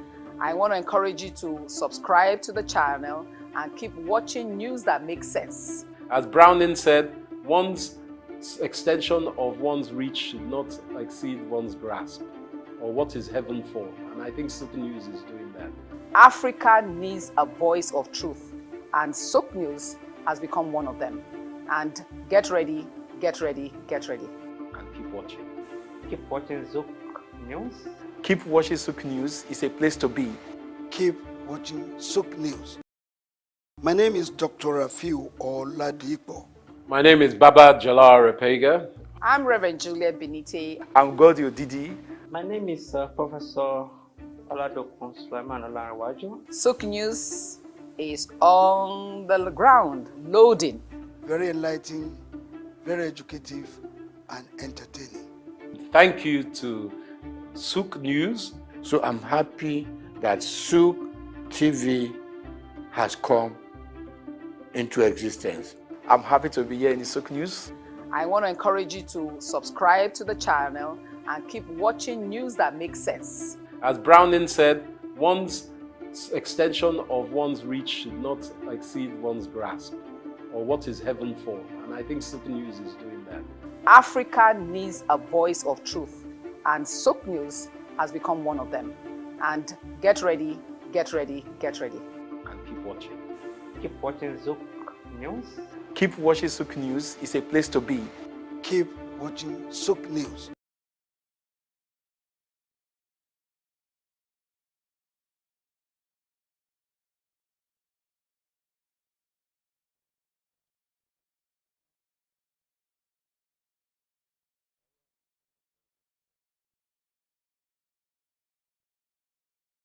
My name is Dr. Rafiu Oladipo.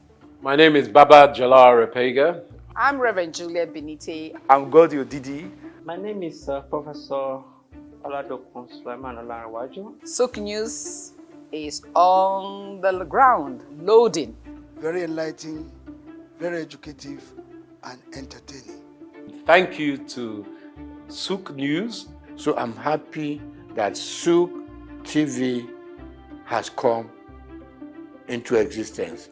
I'm happy to be here in the Souq News. I want to encourage you to subscribe to the channel and keep watching news that makes sense. As Browning said, one's extension of one's reach should not exceed one's grasp, or what is heaven for. And I think Souq News is doing that. Africa needs a voice of truth, and Souq News has become one of them. And get ready, get ready, get ready. And keep watching. Keep watching Souq News. Keep watching Souq News. It's a place to be. Keep watching Souq News.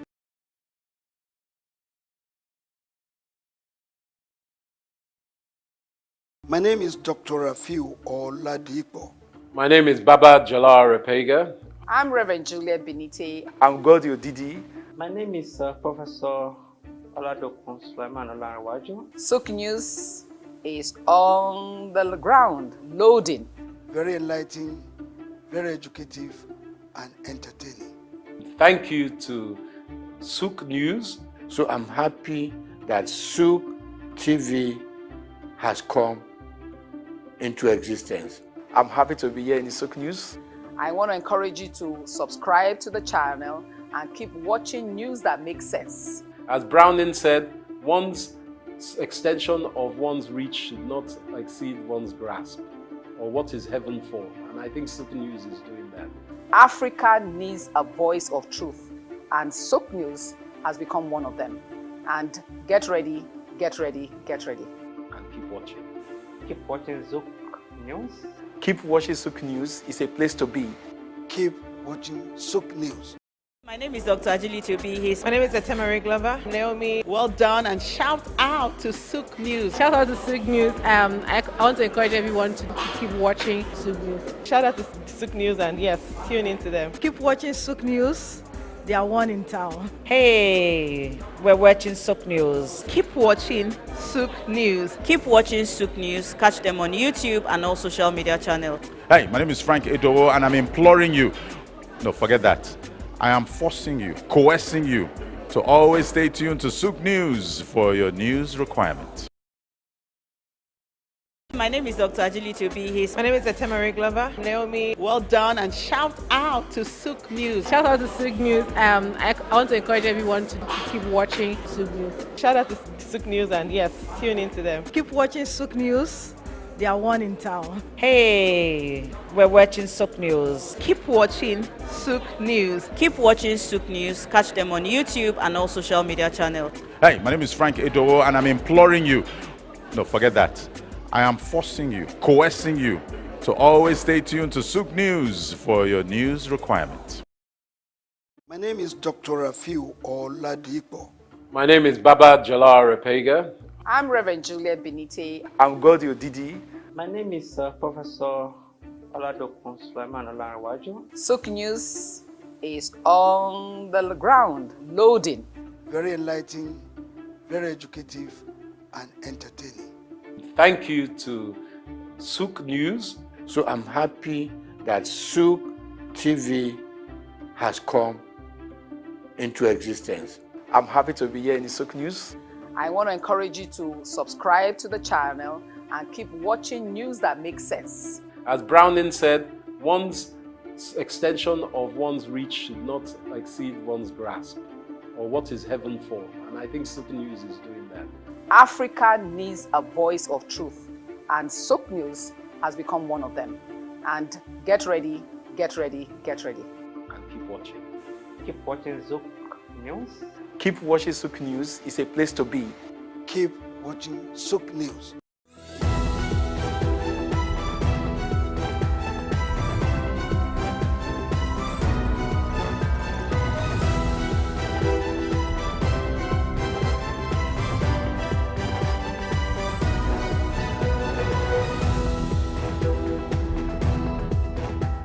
Good morning and welcome to Early Exchange with Blessing Aiche, Femi Ayodele, Sam Oruoje, and Idahosa Osamanze. It's a national orientation agency.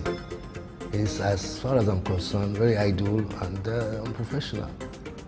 Government says that subsidy is not in oil, and government is not supposed to be paying subsidy in oil. Energy or whatever kind of off-grid solution we will be looking at. Today we are conducting mining today. Solid minerals, as an example, is, in no disrespect to anybody, is abysmal. We definitely need improvements in those areas. Of course, there are infrastructural needs. This is Early Exchange, shaping policy, advancing development.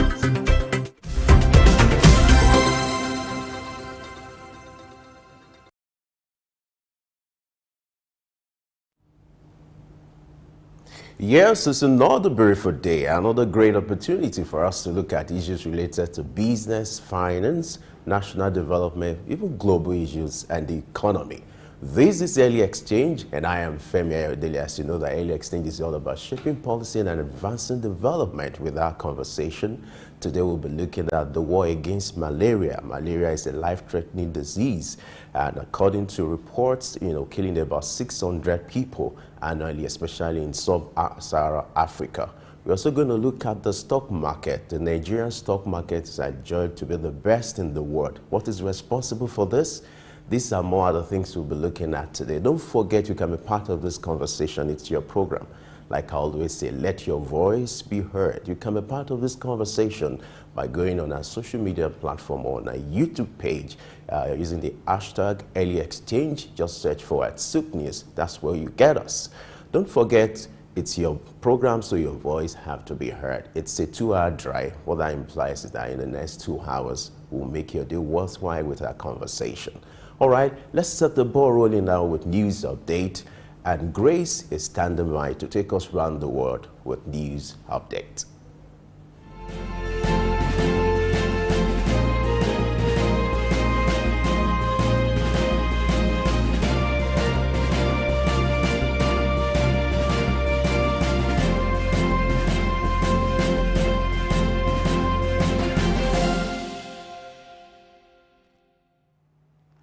Good morning and welcome to News Update on Souq News. I am Grace Komolafe. Nigeria's Apex Bank Governor Olayemi Cardoso has predicted a drop in the pump prices of premium motor spirits this year as both government-owned and private refineries prepare to initiate operations. Cardoso shared this insight at the launch of the Nigerian Economic Summit Group 2024 Macroeconomic Outlook Report in Lagos. His remarks follow the recent commencement of diesel and aviation fuel production by the Dangote refinery, with petrol production slated to begin soon. Similarly, the Port Harcourt refinery under government ownership is also expected to start production after completing the first phase of rehabilitation. Cardoso noted the impact of stabilized fuel costs on various sectors, contributing significantly to overall economic efficiency and resilience.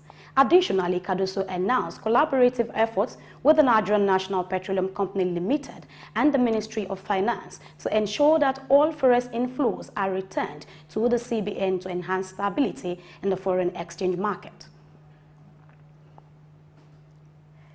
Moving on, Brazil's agricultural research agency, Embrapa, has introduced an online learning initiative named Storing Forest on Indigenous Lands. Supported by the French government, the program aims to assist Amazon communities in reforesting degraded lands by teaching techniques such as collecting and storing tree seeds, building greenhouses for seedling, and planting trees. The agency hopes to inspire numerous villages to plant 1 million trees annually, addressing the environmental damage caused by illegal activities, logging, mining, and land invasion. The effort is crucial for restoring the balance of the climate and contributing to Brazil's goals in mitigating climate change. The initial focus will be on 10 indigenous territories, including Zinju National Park and the Yanomami Reservation, known for facing environmental challenges. Google is investing $8 million to support both Israeli tech firms and Palestinian businesses, addressing the financing challenges they face during the Israeli-Hamas war. The Alphabet-owned company will allocate $4 million to AI startups in Israel and another $4 million to early-stage Palestinian startups and businesses in a bid to sustain their operations. This funding initiative comes in addition to the Israel Innovation Authority's emergency fund established after the war began on October 7, especially targeting companies with a limited financing runway of up to 6 months. According to the report, the support includes aiding approximately 20 Israeli startups in AI solutions and services, with the number and size of grants determined by received requests. Additionally, Google, in collaboration with non-profit organizations, plans to provide loans and grants to 1,000 Palestinian small businesses and seed grants to 50 tech startups in Palestinian areas, with the overall goal of safeguarding jobs and creating new opportunities for Palestinians. Trans Mountain Corps of Canada is set to initiate the addition of crude oil to its long-delayed pipeline expansion in February, with expectation for the project to commence operations in the second quarter. According to Jason Balash, a second director at the Trans Mountain, the $23.05 billion expansion designed to nearly triple crude flow from Alberta to Canada's Pacific coast to 890,000 per barrel has faced persistent delays and cost overrun. The startup is anticipated to early April, reaching full capacity by year-end. The primary challenge lies in completing the installation of a pipeline section through a mountain in British Columbia, scheduled for completion early next week. This development has already positively impacted Canadian heavy oil prices, with optimism about increased oil production and reduced discounts on Canadian crude as the pipeline becomes operational. And lastly, the Nigerian stock market achieved a historic milestone yesterday as the oil share index surpasses the 100,000 mark. This record high level represents a continuous upward trend that began in August 2023, when the market crossed the 60,000 oil share index mark. Subsequent milestones include reaching 70,000 points in November of the same year, following by 80,000 and 90,000 points in January 2024. The latest surge was fueled by the notable gains in WAPIC, Bois Cement, Japol Gold, and University Press. The overall market capitalization rose by 2.99% to 55.58 trillion naira compared to the previous day's 53.96 trillion naira, with a substantial increase of 1.61 trillion naira. Dangote Cement, a major contributor to the market's performance, recently surpassed the 10 trillion naira, marked doubling its valuation in less than a month and experiencing a 41.6% increase in share value. And with that, we'll call it a wrap on news updates. I am Grace Komalafe. Many thanks for watching.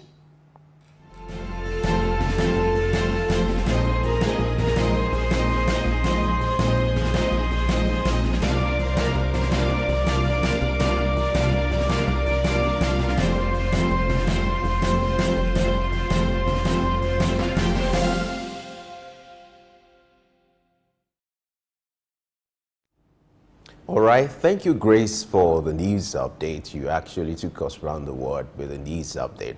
Now we'll go on a short break. When we return, we'll now start our major conversation for today. Stay with us. Broad Street. Broad Street, situated in Lagos Island, is steeped in Nigerian history. Once the biggest financial hub of the country, it housed the headquarters of major banks, linked the CBN, the stock exchange, and the loads of lender companies. Broad Street is a historically significant street. It has played a central role in the development of Lagos and history, an important commercial and administrative center for the British colonial authorities. It was also a home to some of the city's earliest modern buildings. Broad Street was a residential area in the pre-colonial era. With the British came the Methodist Boys High School in 1878 and the Broad Street Prison in 1882, renamed Freedom Park. The General Hospital, which was a British military hospital, was built in 1893, being the first general hospital in Nigeria. The old British Secretariat building, which is now the Federal Ministry of Justice, was built in 1906. Broad Street has seen a full turn into modern commercial office blocks, complexes, skyscrapers, and markets from the Outer Marina through Akpombo, early into the Adeniji Adele Road. Broad Street is one of the busiest streets in Nigeria on weekdays, where commercial activities take place day and night. From modern buildings to ancient structures, this street gives one a raw dose of life in Lagos. Broad Street is often referred to as Lagos Financial District. It boasts a mix of architectural styles, reflecting its long history, colonial-era buildings, Victorian and Edwardian architectural features, alongside more modern skyscrapers and structures. Broad Street remains a vital, vibrant part of the Nigerian economy. Broad Street. Souq Enlightenment.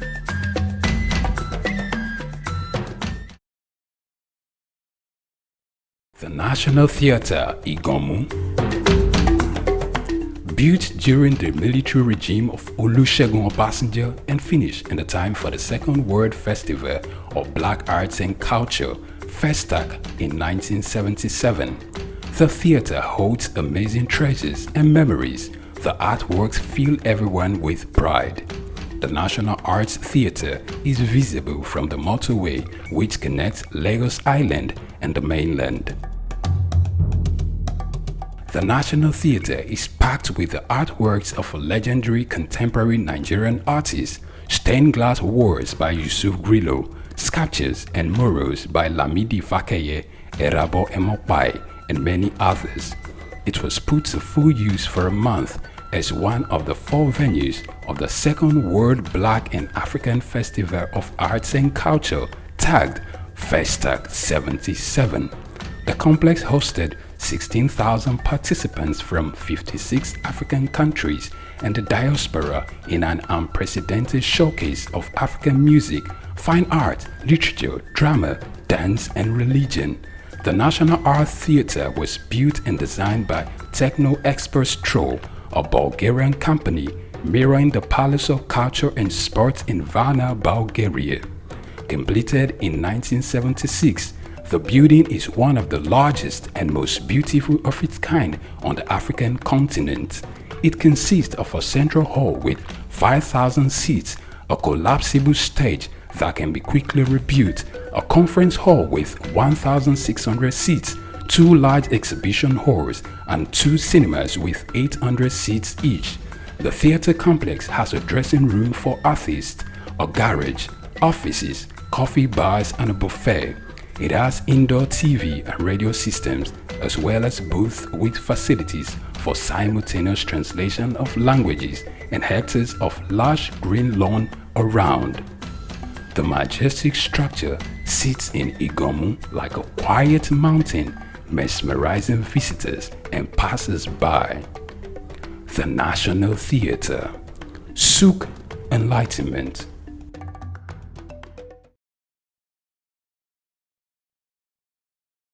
The National Theatre, Igomu, built during the military regime of Olusegun Obasanjo and finished in the time for the Second World Festival of Black Arts and Culture, Festac, in 1977. The theatre holds amazing treasures and memories. The artworks fill everyone with pride. The National Arts Theatre is visible from the motorway which connects Lagos Island and the mainland. The National Theatre is packed with the artworks of a legendary contemporary Nigerian artist, stained glass walls by Yusuf Grillo, sculptures and murals by Lamidi Fakeye, Erabo Emopai, and many others.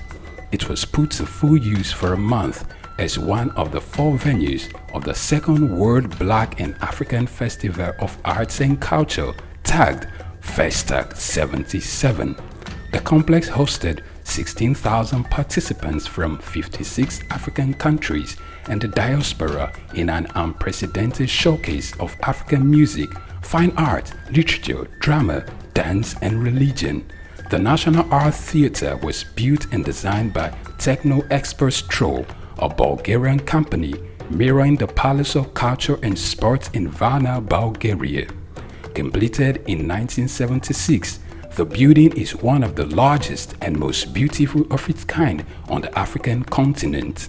It consists of a central hall with 5,000 seats, a collapsible stage that can be quickly rebuilt, a conference hall with 1,600 seats, 2 large exhibition halls, and 2 cinemas with 800 seats each. The theatre complex has a dressing room for artists, a garage, offices, coffee bars, and a buffet. It has indoor TV and radio systems, as well as booths with facilities for simultaneous translation of languages and hectares of large green lawn around. The majestic structure sits in Igomu like a quiet mountain, mesmerizing visitors and passers-by. The National Theatre, Souq Enlightenment.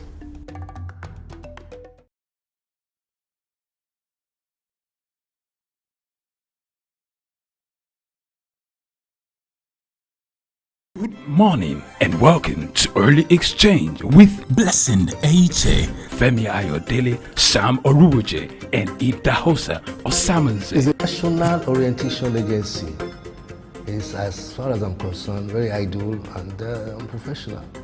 If government says that subsidy is not in oil and government is not supposed to be paying subsidy in oil, energy or whatever kind of off-grid solution we will be looking at. Today we are conducting mining today. Solid minerals, as an example, is, in no disrespect to anybody, is abysmal. We definitely need improvements in those areas. Of course, there are infrastructural needs. This is Early Exchange, shaping policy, advancing development.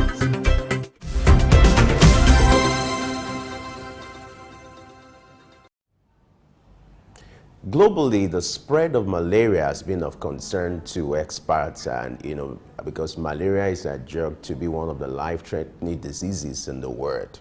Most importantly, when it comes to Africa, according to reports, about 600 deaths are being recorded annually when it comes to infection caused by malaria. But the question is, what has been the move being made by African countries when it comes to the operations or the systemic attempt to get vaccines for malaria? How is Africa catching up with this trend? These are what we're going to look at today, and we're being joined by Dr. Folajimi Adebowale, who is a medical practitioner. Dr. Adebowale, glad to have you join us on Early Exchange this morning. Thank you. It's wonderful being here once again. I think it's a Having this conversation this year, so let me say Happy New Year. I guess we'll have to say this to the end of the month. Sometimes you might not have Happy New Year as far as March, but all right. Happy New Year, the New Year. Thank you. Great, good to see you. So let's start the conversation. Globally, there's been move, to when it comes to the war against malaria. Several efforts have been made globally, but let's look at Africa. How will you assess the level of success or failure, if that is the case, when it comes to the war against malaria in Africa? So, in the last 10 or 20 years, there's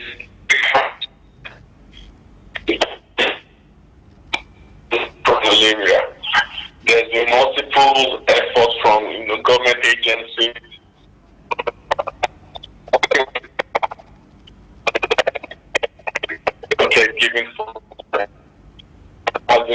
There's been very significant reduction. However, we still have an unacceptably high mortality. According to WHO last year, they released the 2022 Nigerian malaria report, which stated that about 194,000 people died from malaria in 2022, and of that, 80% were children. So, despite the fact that that number, seems high, I can assure you that we had about double or more of it, about a decade plus before now.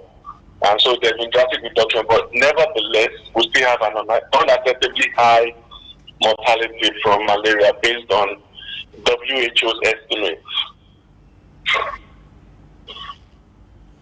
All right.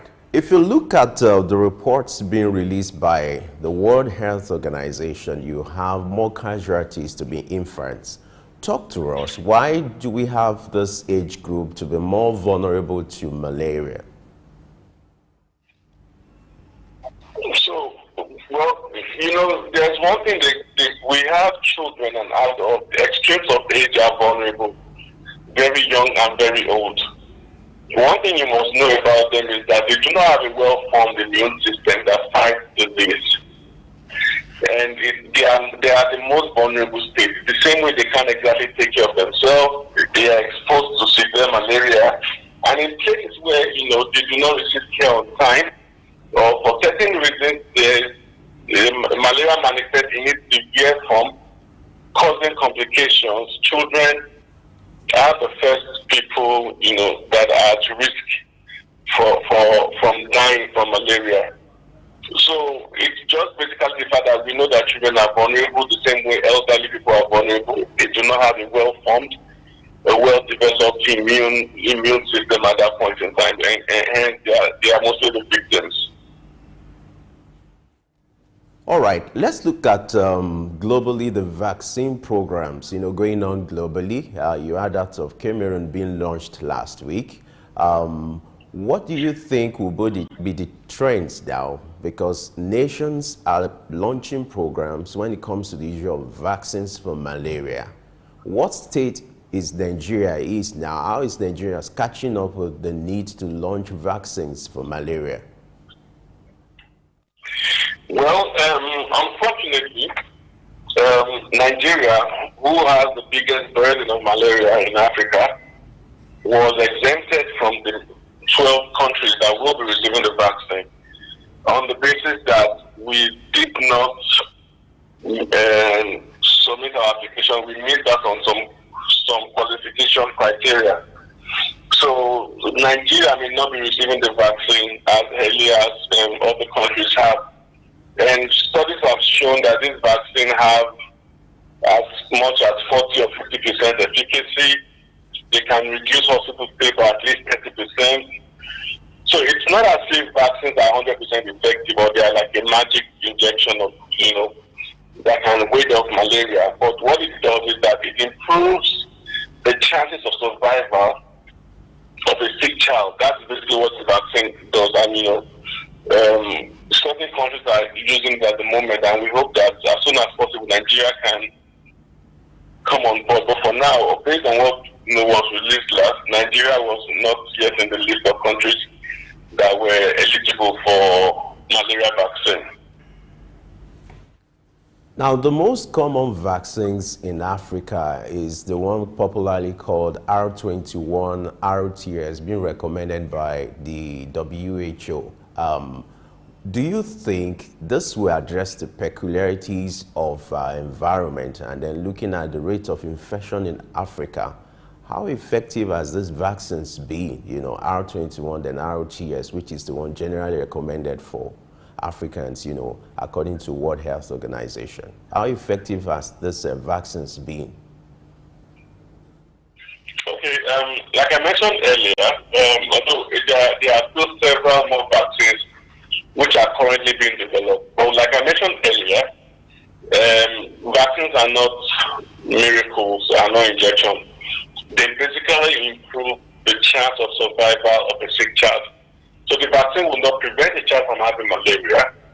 What the vaccine does is that if the child peradventure has malaria, his chances of surviving and not dying from malaria is higher with the vaccine.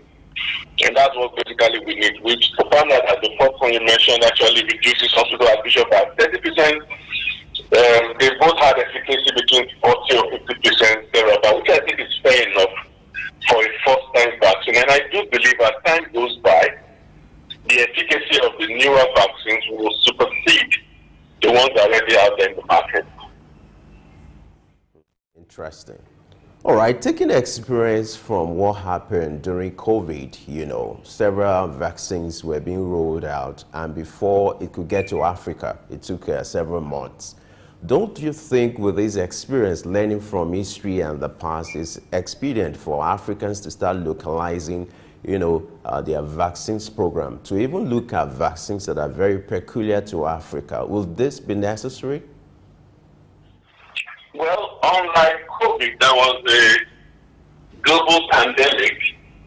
Malaria is common to sub-Saharan Africa and part of, you know, Asia. So it's not a global disease like COVID. So the issues about equity in the distribution of COVID vaccine, you know, will not apply for us. I feel those who have received so far, almost 1.5 million children have had it so far from different countries, and I feel that's a remarkable number. So what we just need to do is just give it more time, give them, let's see how, you know, effectively it will be rolled out, and hopefully Nigeria too will also have its own share of it. So there's really no worry about it the way we have worries about COVID concerning equity in availability of vaccine and this access and distribution. All right. For Africa, you know, to catch up with this kind of vaccine program, what kind of medical research is expected or needed in order to be able to carry out this kind of production? For instance, in Nigeria, who and when should this kind of medical research eventually start so that the vaccine programs can be effective? Okay, so developing a malaria vaccine is kind of complicated, and we must, you know, begin to take charge as individuals. Most places where these vaccines are produced are actually companies, pharmaceuticals, research biomedical institutes, where it's being developed. So we will need to get to a level of, you know, more effort, more funding into our research. Companies have to fund research much more. And government have to fund health institutes to do, biomedical institutes to do more research. So the more you research, the more your capacity to deliver new products, new vaccines, new drugs, and things in that direction. So it's a focus that I feel that as time goes by, we will eventually get to that point of, you know, developing our own vaccines much more often. But we are not leading the race at the moment, but I can assure you that we are not stagnant in that regard. We are working hard to catch up with the Western world that, you know, that pioneered and drive technology to an extent. And you know, all these things is also a factor of your socioeconomic capacity as a country. You understand? The wealth of the country comes into play how much can you afford in your budget to commit to research and development, where sometimes it looks as if you are putting one bad money after another. But I do have hope. I'm optimistic that Nigeria and Africa as a whole, I won't say will not be left behind. We'll catch up with the world as time goes by. All right. Hopefully, too, Nigeria is going to catch up. But let's look at what kind of orientation, because when you look at the prevalence of malaria, it's more, you're having more figures, it's more prevalent in sub-Saharan Africa due to the peculiarity of the environment. It's a tropical region. Now, what kind of orientation should be ongoing or should be going on in African countries, and the kind of conversation that Ministry of Health in those states or those countries should be having as regards preventing the spread of malaria? Let's also look at some of the environmental initiatives that should be taken to also mitigate the spread of malaria in Africa. Thank you very much for that question. So there are several layers of prevention where we have to break the transmission or the cycle of how mosquitoes feed and transmit malaria. We need to start with the fact that we have to take care of our environment.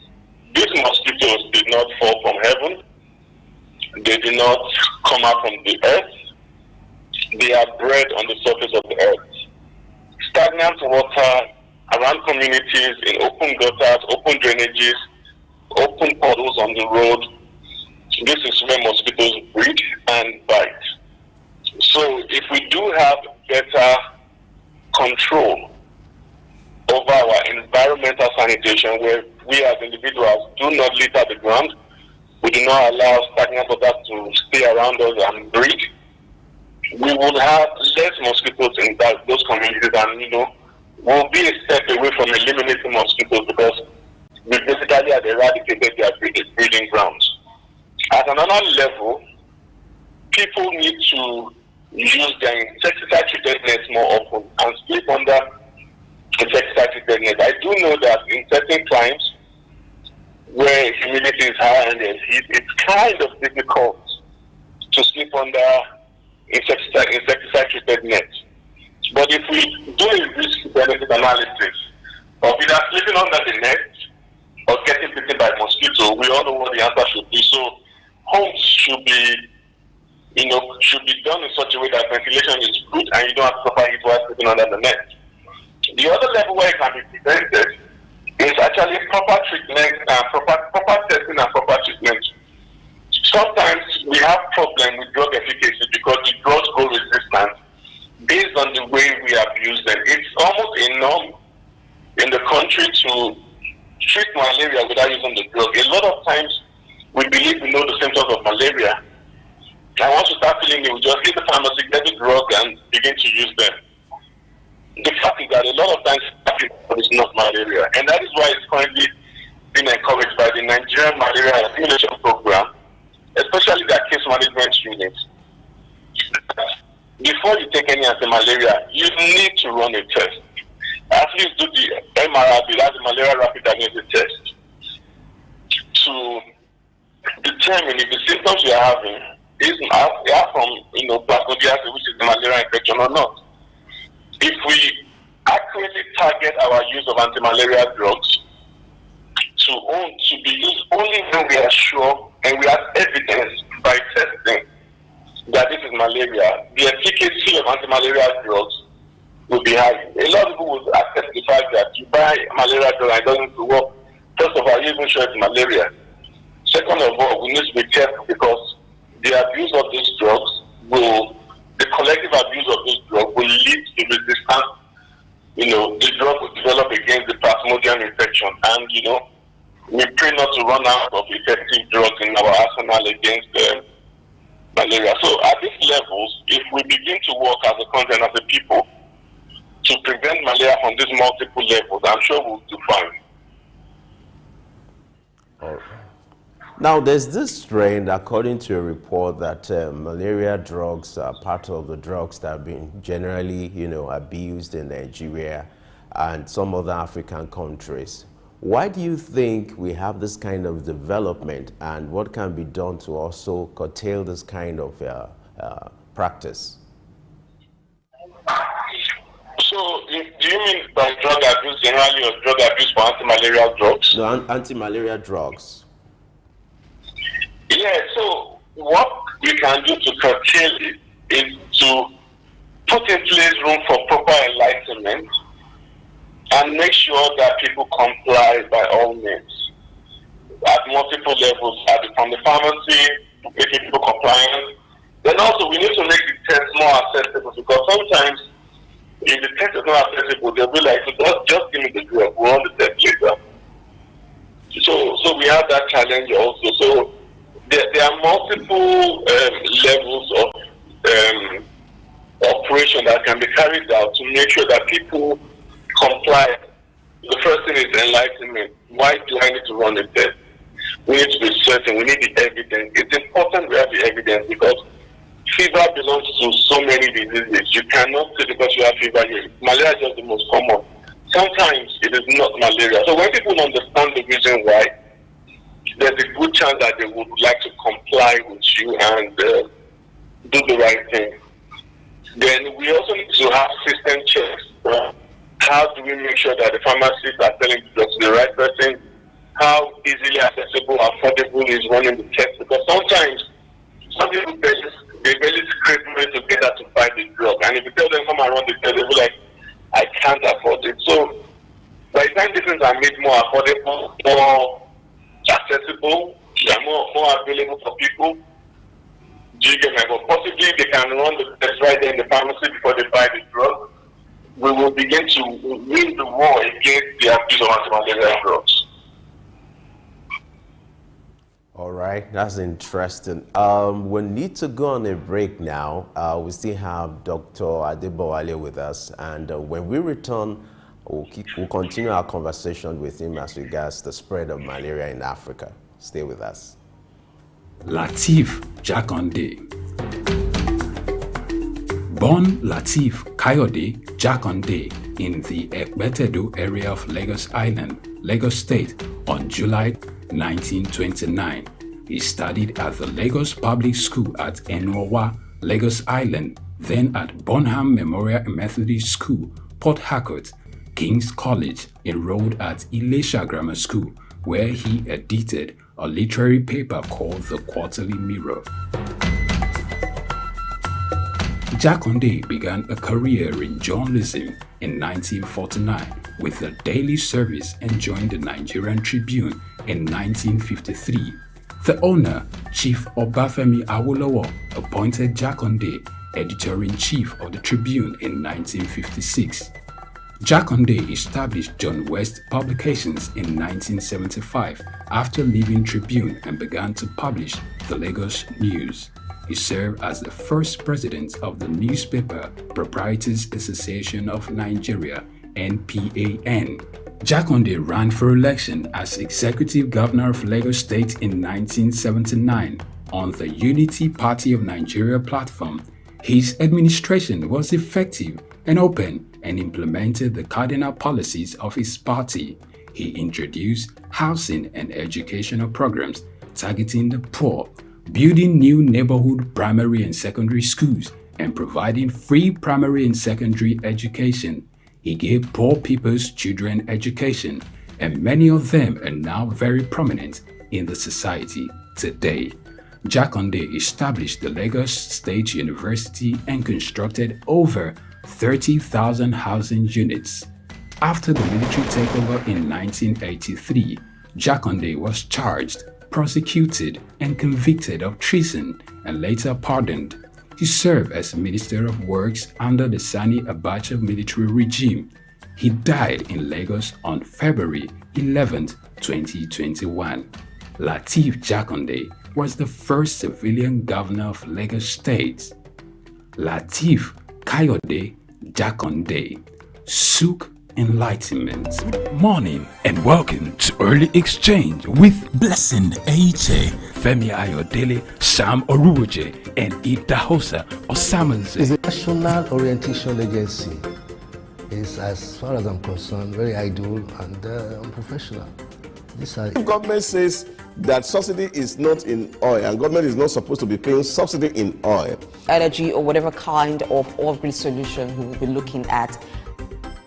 Today we are conducting mining today. Solid minerals, as an example, is, in no disrespect to anybody, is abysmal.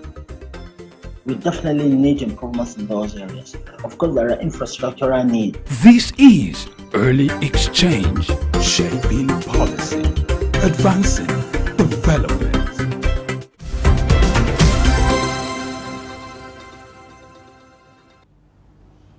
Yes, if you're just joining us, you're at the right place at the right time. We got you covered. We're still looking at the spread of malaria, the war against malaria globally, and our guest is still here with us. We still have Dr. Folajimi Adebowale.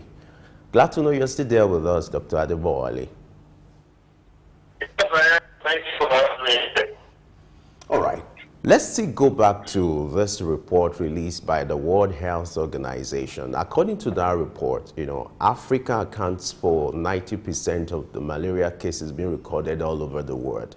With this kind of statistics, don't you think it's necessary to be expedient for Africa as a continent to collaborate together, for heads of states, heads of this country to look at the possibility of collaborating together when it comes to the issue of research and a joint effort or a regional effort at kicking against the spread of malaria? Don't you think the time has come for this kind of collaboration? So,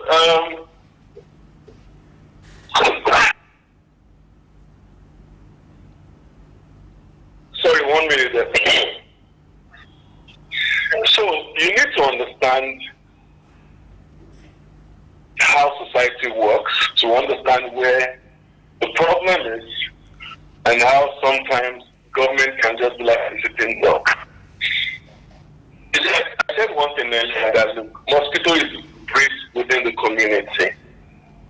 What will work much more is not collaboration across countries or nations, because those ones already exist and they develop policy, they develop plans, they develop strategies. However, when it comes down to implementing and making this thing practical, there's a roadblock at that level. And that is why grassroots mobilization and talking to people at the grassroots level and motivating them at grassroots level to do the things I mentioned earlier is very, very important. Nigeria is a big country. And when you have big countries like this, enforcement is not exactly possible, because how many people do you want to arrest or prosecute or do stuff with like that? It is better if people, by nature, by culture, take up responsibility themselves or are inspired to take up responsibility and make these things happen. So what we need is a connect between the government and the people at the grassroots. Or we have community mobilization in every ward, every area. People come together to eliminate the breeding sites in their community.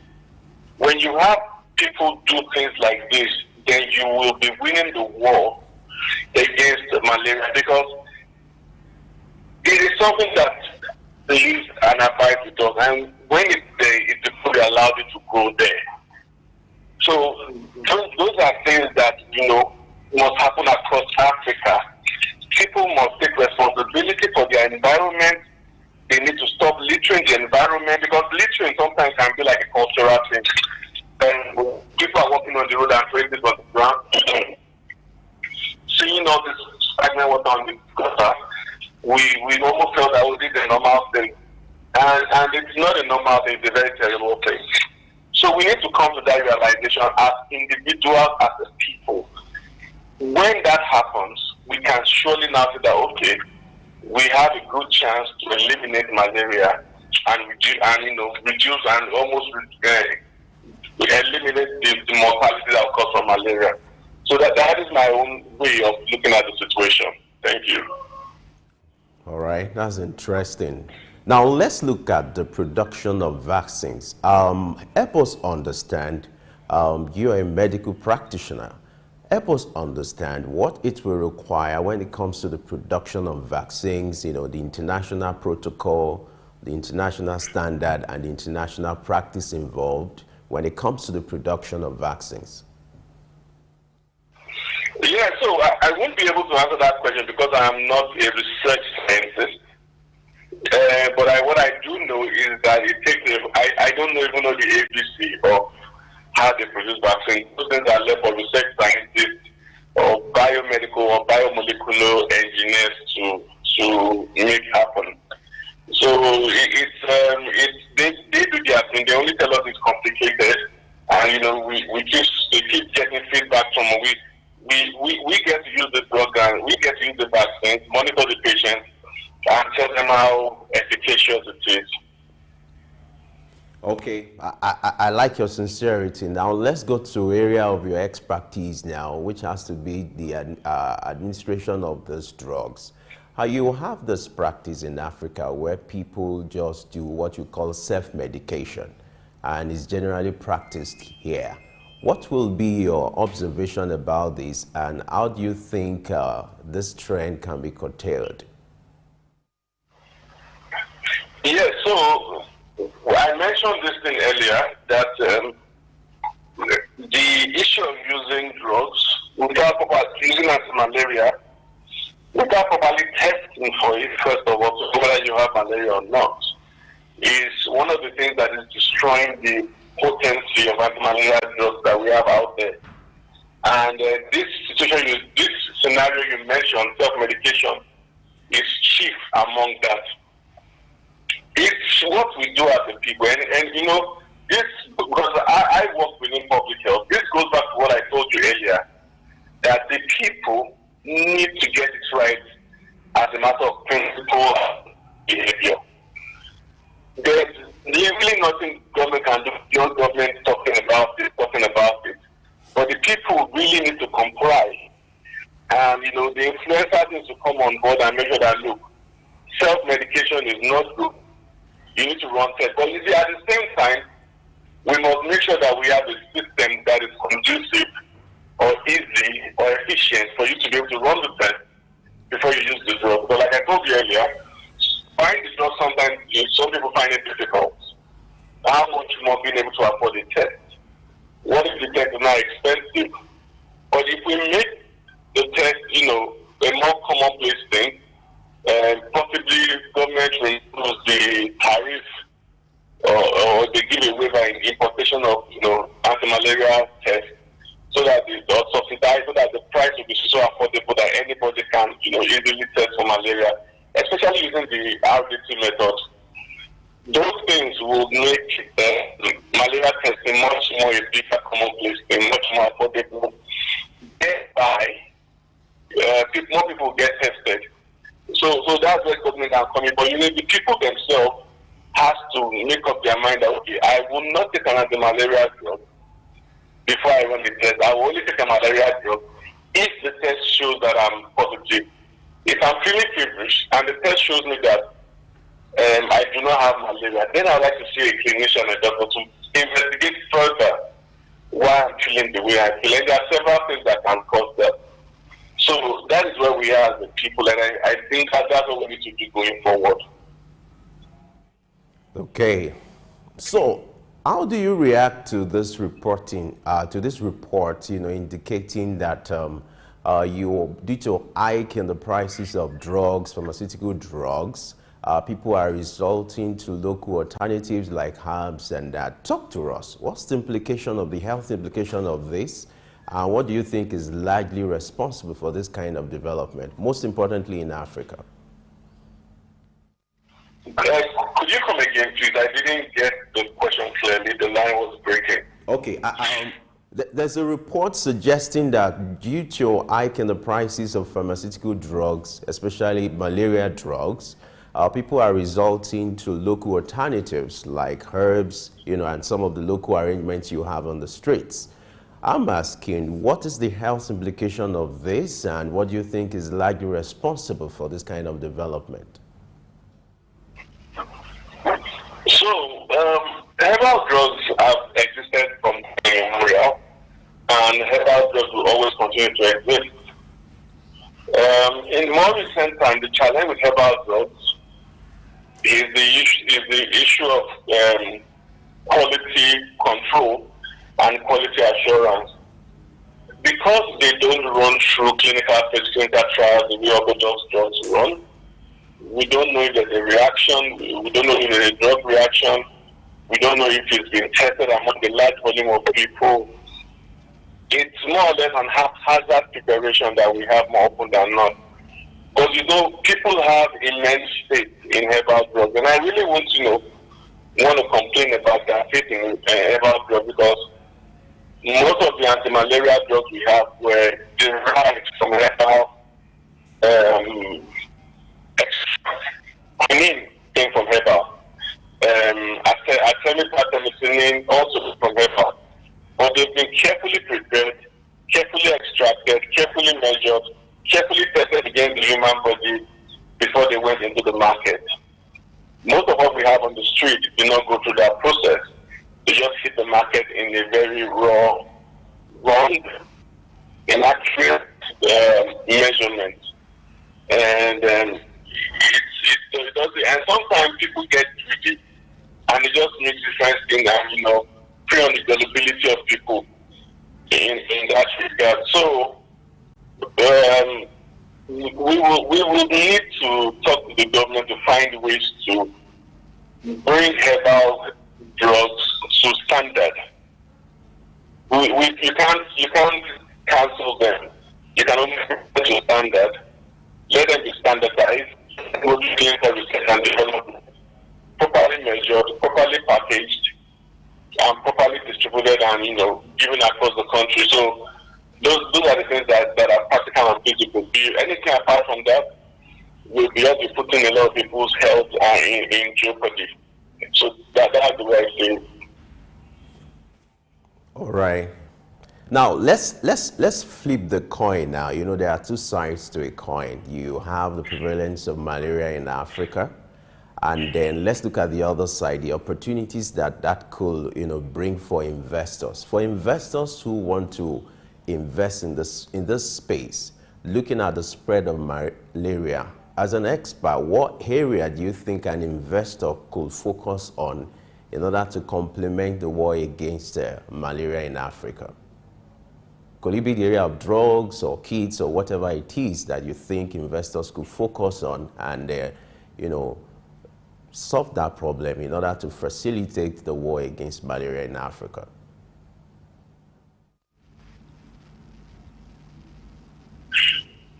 Dr. Adeboye, I hope you can hear me. Yes, I can hear you clearly now. Okay, great. So are there opportunities, business opportunities, looking at the spread of malaria in Africa, maybe for investors to invest in drugs, kits, or any other thing? Could be mosquito nets. What are other alternatives or areas you think investors could latch on to in order to facilitate the war against malaria in Africa? Oh, there's a broad range of cases where investors can come in. So I'll give you an example. I co-founded a startup that is using artificial intelligence to enhance the diagnosis of cerebral malaria using a biomarker in the eye. And cerebral malaria accounts for almost half of the mortality that we face we get from malaria. So that is one area where investors can come in and make sure that this device and this AI software is available at every facility for doctors to be able to, the health workers generally, to diagnose cerebral malaria within the first 1 hour of arrival at the hospital. Other places still exist. It's a huge market. So if you have any investor, one thing that we could do is invest in that regard and they will see good return, especially much more that health insurance, government funding usually want to take up the bulk of the burden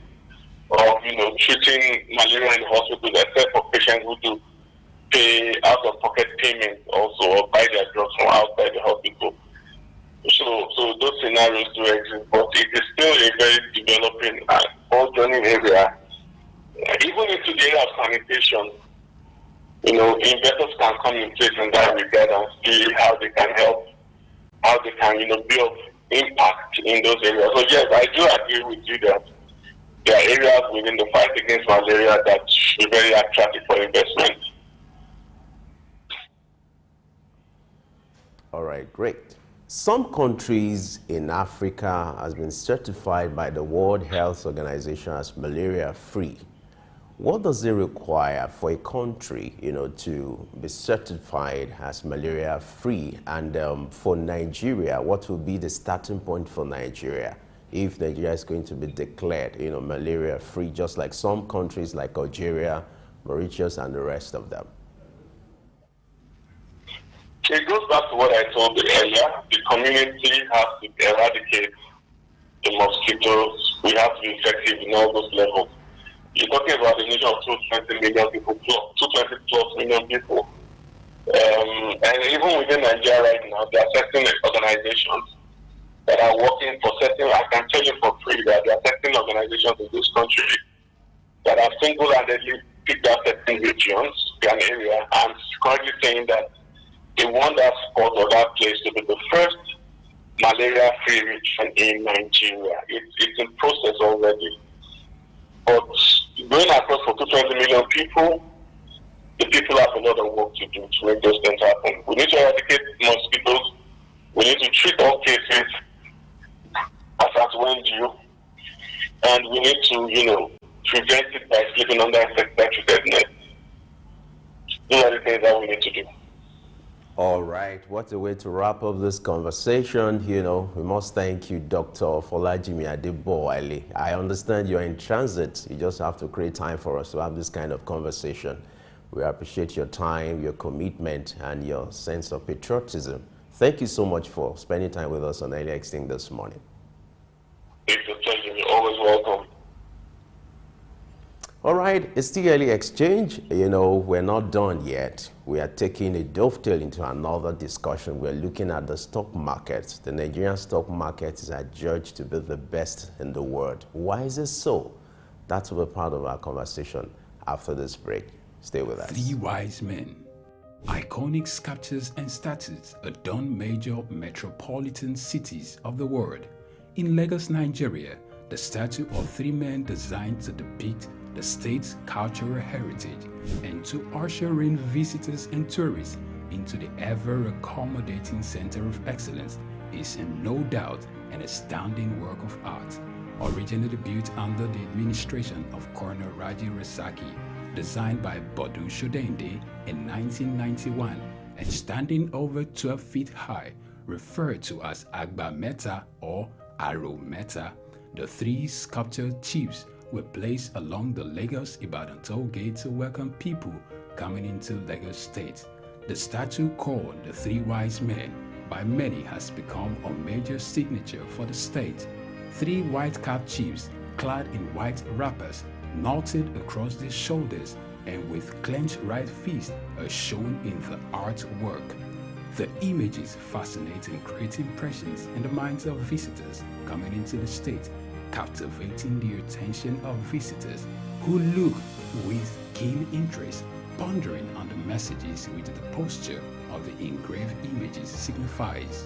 The 3 Wise Men has been relocated thrice from its original position at Ojodu Berger end of Lagos-Ibadan Expressway to Magodo area before its final relocation to its present site at Olowopopo Drive. The sculpture has suffered severe damages over the years and renovated. Bodu Shodende, through this sculpture, depicted the highest honor that can be afforded to anyone in the eco-greeting tradition. The 3 Wise Men, Arometa, Souq, Enlightenment. Morning and welcome to Early Exchange with Blessing Eche, Femi Ayodele, Sam Oruoje, and Idahosa Osamanze. It's a national orientation agency. It's, as far as I'm concerned, very idle and unprofessional. These are Government says that subsidy is not in oil, and government is not supposed to be paying subsidy in oil. Energy or whatever kind of off-grid solution we will be looking at. Today we are conducting mining today. Solid minerals, as an example, is, in no disrespect to anybody, is abysmal. We definitely need improvements in those areas. Of course, there are infrastructural needs. This is Early Exchange, shaping policy, advancing development.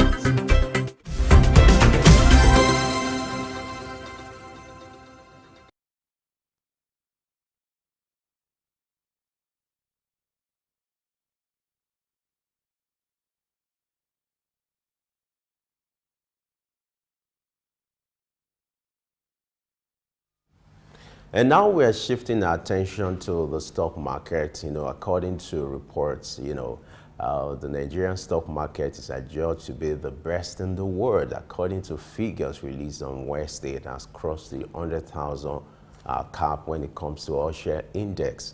And recently, Dangote Cement, made history by also hitting the 10 trillion cap when it stuck to one of the best performing stocks in the world. In recent times, when you look at from December up to now, the market has been bullish, has been recording several progress. And investors, are investing now in stock markets, and they are taking what you call investors' confidence is being restored. What are the things responsible for this development? Those are the conversations we'll be having with our guest. He's going to join us shortly. But don't forget, you can also be part of this conversation. If you have any question for our guest, or what's your take on the performance of the stock markets in Nigeria, your observation, maybe you're a stockbroker or you're an investor. You want to look at areas you feel you can invest in or stock you can invest in. What are the 10, performing stock, the gainers and the losers, according to the figures released on Wednesday? What are areas of interest for you? What are the trends in the market? Maybe you need to know them, and that's why you need to stay with us. But you can go on our social media platform, on our YouTube page, using the hashtag to share your view, to ask your questions. Our guest will be here shortly, so we'll go on a short break, and I'll be right back to kick off the conversation with our guests. Stay with us. My name is Dr. Rafiu Oladipo. My name is Baba Jalal Repega. I'm Reverend Juliet Benite. I'm Godio Didi. My name is Professor Oladokun Sulaiman Olarawaju. Souq News is on the ground, loading. Very enlightening, very educative, and entertaining. Thank you to Souq News. So I'm happy that Souq TV has come into existence. I'm happy to be here in the Souq News. I want to encourage you to subscribe to the channel and keep watching news that makes sense. As Browning said, one's extension of one's reach should not exceed one's grasp, or what is heaven for. And I think Souq News is doing that. Africa needs a voice of truth, and Souq News has become one of them. And get ready, get ready, get ready. And keep watching. Keep watching Souq News. Keep watching Souq News. It's a place to be. Keep watching Souq News. Tafawa Balewa Square, TBS. Tafawa Balewa Square was initially used as a horsing ground called Lagos Race Course. The edifice was constructed by General Yakubu Gowon in 1972 and named after Nigeria's first Prime Minister, Sir Tafawa Balewa. Tafawa Balewa Square is located at 45/57 Mase Bangboshe Street on Lagos Island, Lagos, and referred to as TBS. TBS is a 50,000-seater capacity venue and houses the Remembrance Arcade, the 26-story Independence House, which at a time was the country's tallest building. When Lagos served as the country's seat of government, the National Assembly Complex was within the TBS. Also in the square are the National Broadcasting Commission Office, the Nigerian Hydrological Services Agency Office, shopping centers, travel agencies, restaurants, car parking lots, and a bus terminal. Tafawa Balewa Square is adorned with beautiful statues of white horses and red eagles, symbols of strength and dignity. Our historic neighbors include the King's College and the Holy Cross Cathedral. Tafawa Balewa Square hosted some of the country's memorable events, such as the Independence Day in 1960, when Nigeria gained independence from Britain, the Armed Forces Remembrance Day, which is celebrated annually on January 15. The edifice is a national cultural asset. Tafawa Balewa Square, Souq Enlightenment.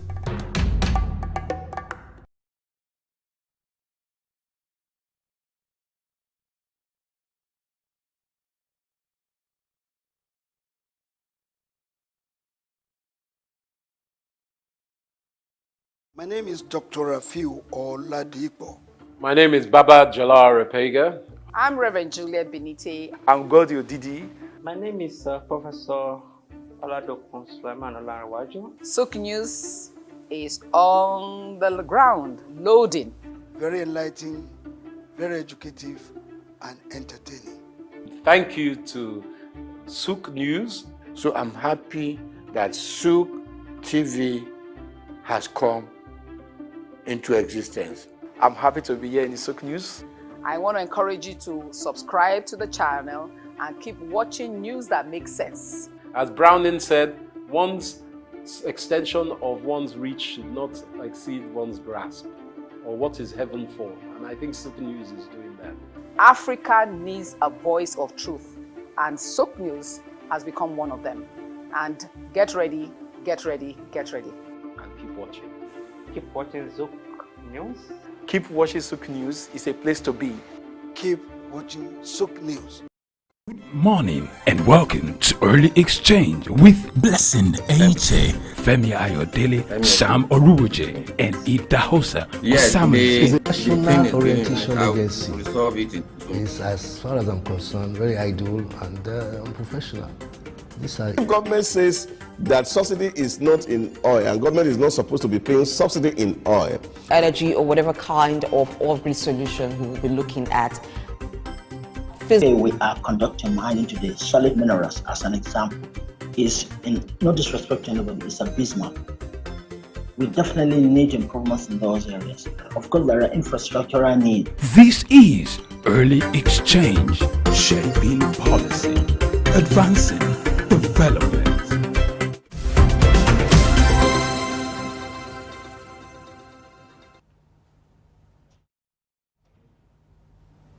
All right, it's still Early Exchange and we're looking at the stock market. Precisely, we're looking at the Nigerian stock market, which has been adjudged as the best in the world. That's displaced that of Argentina. To some people, that is debatable, but we're going to look at the indices. According to figure released on Wednesday, at the end of trading, the NGS, and according to the figure, Nigeria has got, the stock market has crossed, the 100,000 mark, which is going to be the first you're going to record when it comes to Osher Index in the history of the NGS. And these are things we're going to discuss now. To shed more light on this, we are being joined by a chartered accountant. We're being joined by Mr. Gbade Geshin. He's the managing partner, Gbade & Co. Chartered Accountants. Mr. Gbade Geshin, glad to have you join us on Early Exchange this morning.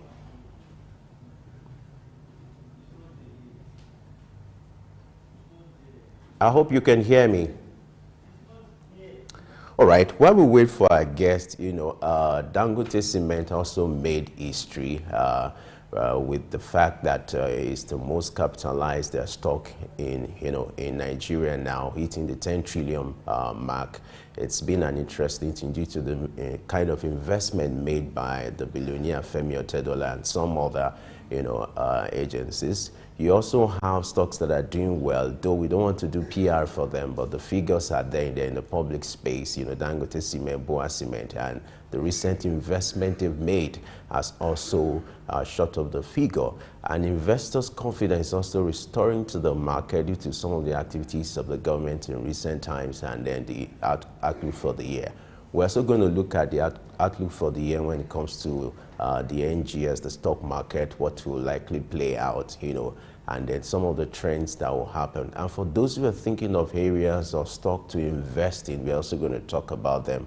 Maybe this will be the best time for you to be part of this conversation. Like I said, don't forget, you can be part of the conversation by going on our social media platform, on our YouTube page. Just search for Souq News. That's where we are. You're going to get us. You can ask your questions. What are the trends or the stocks you feel you can invest in? Our guest will be in position to provide these answers. He's an expert, a chartered accountant, a stockbroker, and he'll be in position to also give us some of the statistics and reasons why the Nigerian stock markets are just to be the best, as displays Argentina in recent times. We're going to start this conversation. Let's just go on a short break, and when we return, we'll be in right position to speak with our guest. Stay with us. My name is Olatunji Shoti Miri.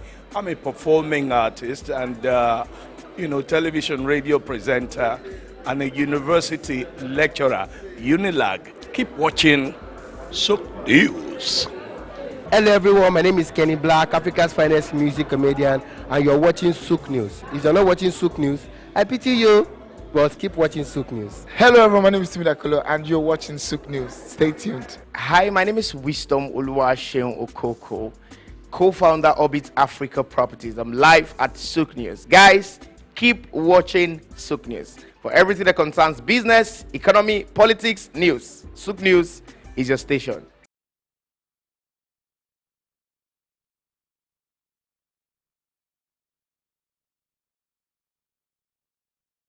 My name is Dr. Rafiu Oladipo. My name is Baba Jalal Repega. I'm Reverend Juliet Benite. I'm Godio Didi. My name is Professor Oladokun Sulaiman Olarawaju. Souq News is on the ground, loading. Very enlightening, very educative, and entertaining. Thank you to Souq News. So I'm happy that Souq TV has come into existence. I'm happy to be here in the Souq News. I want to encourage you to subscribe to the channel and keep watching news that makes sense. As Browning said, one's extension of one's reach should not exceed one's grasp, or what is heaven for. And I think Souq News is doing that. Africa needs a voice of truth, and Souq News has become one of them. And get ready, get ready, get ready. And keep watching. Keep watching Souq News. Keep watching Souq News. It's a place to be. Keep watching Souq News.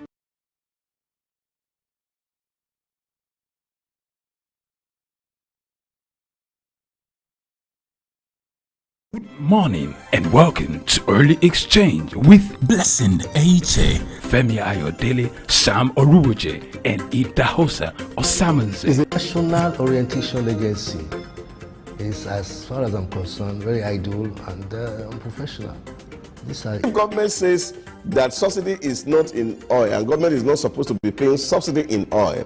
Energy or whatever kind of oil-grid solution we will be looking at. Today we are conducting mining today. Solid minerals, as an example, is, in no disrespect to anybody, is abysmal. We definitely need improvements in those areas. Of course, there are infrastructural needs. This is Early Exchange, shaping policy, advancing development.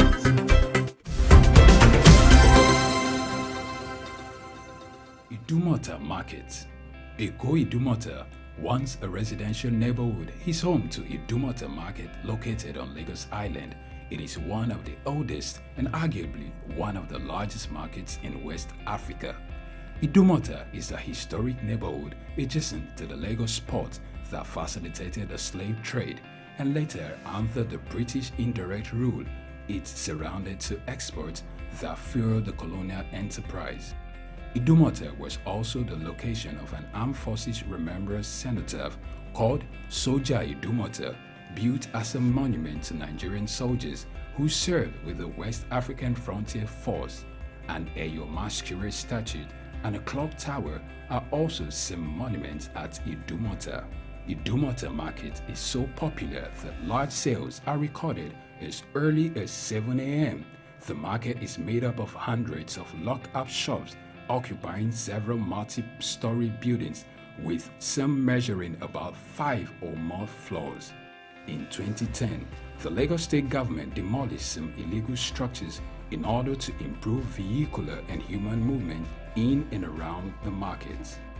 During weekdays, the neighborhood of Idumota is densely populated by shoppers, traders, and bus passengers. From the Carter Bridge ascending into Lagos Island, passengers can see the neighborhood before disembarking at their final destination. Idumota Market accommodates the substantial inflow of imported goods. The bulk of import from abroad are routed first through Idumota and then on to other markets through Nigeria and other West and Central African countries. The energy of private Idumota traders and wholesalers facilitate this activity, where millions of US dollars worth of wholesale is exchanged daily. Idumota Markets, Souq Enlightenment. My name is Dr. Rafiu Oladipo. My name is Baba Jalal Repega. I'm Reverend Juliet Benite. I'm Godio Didi. My name is Professor Oladokun Sulaiman Olarawaju. Souq News is on the ground, loading. Very enlightening, very educative, and entertaining. Thank you to Souq News. So I'm happy that Souq TV has come into existence. I'm happy to be here in the Souq News. I want to encourage you to subscribe to the channel and keep watching news that makes sense. As Browning said, one's extension of one's reach should not exceed one's grasp, or what is heaven for. And I think Souq News is doing that.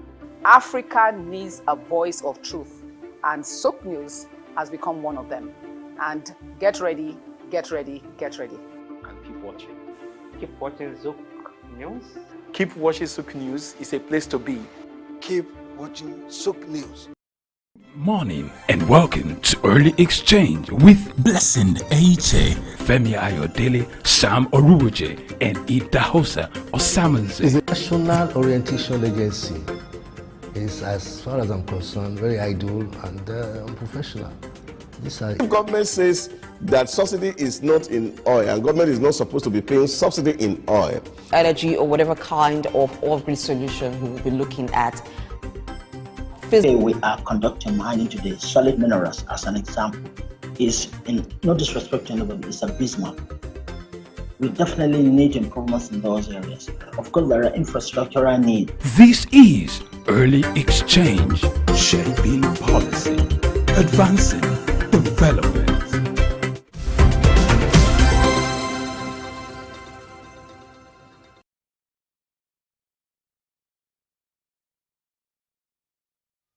Yes, indeed, our obligation is to shape policy and advance development with our conversation, and that's why we're having this kind of program to spotlight some of the areas that can shape policy and advance development in our nation, not just in our nation, but by extension, Africa and globally. Earlier, we started the conversation with by looking at the war against malaria. How is Africa catching up with, their vaccines program? What are the solutions to this? Some of the challenges. And Dr. Folajimi Adebowale was with us, where he talked about some of the issues that needed to be focused on. And now we want to look at the stock market. For those of you who are interested in investing in stocks, this is the best time for you to join us, and I'm glad you're with us. To shed more light on this and to give us an expert opinion on the performance of the Nigerian stock market, we're being joined by Mr. Bede Geshin, who is the managing partner Bede & Co. Chartered Accountants. Mr. Bede Geshin, glad to have you join us on Early Exchange this morning. Good morning, Souq. How are you? I believe that everybody is fine.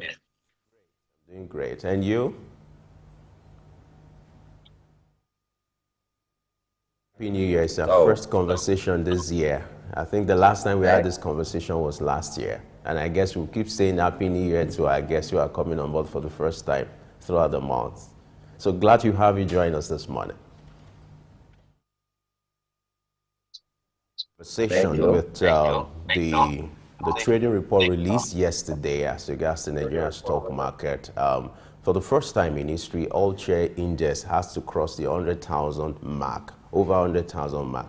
With these statistics, I would like you to react.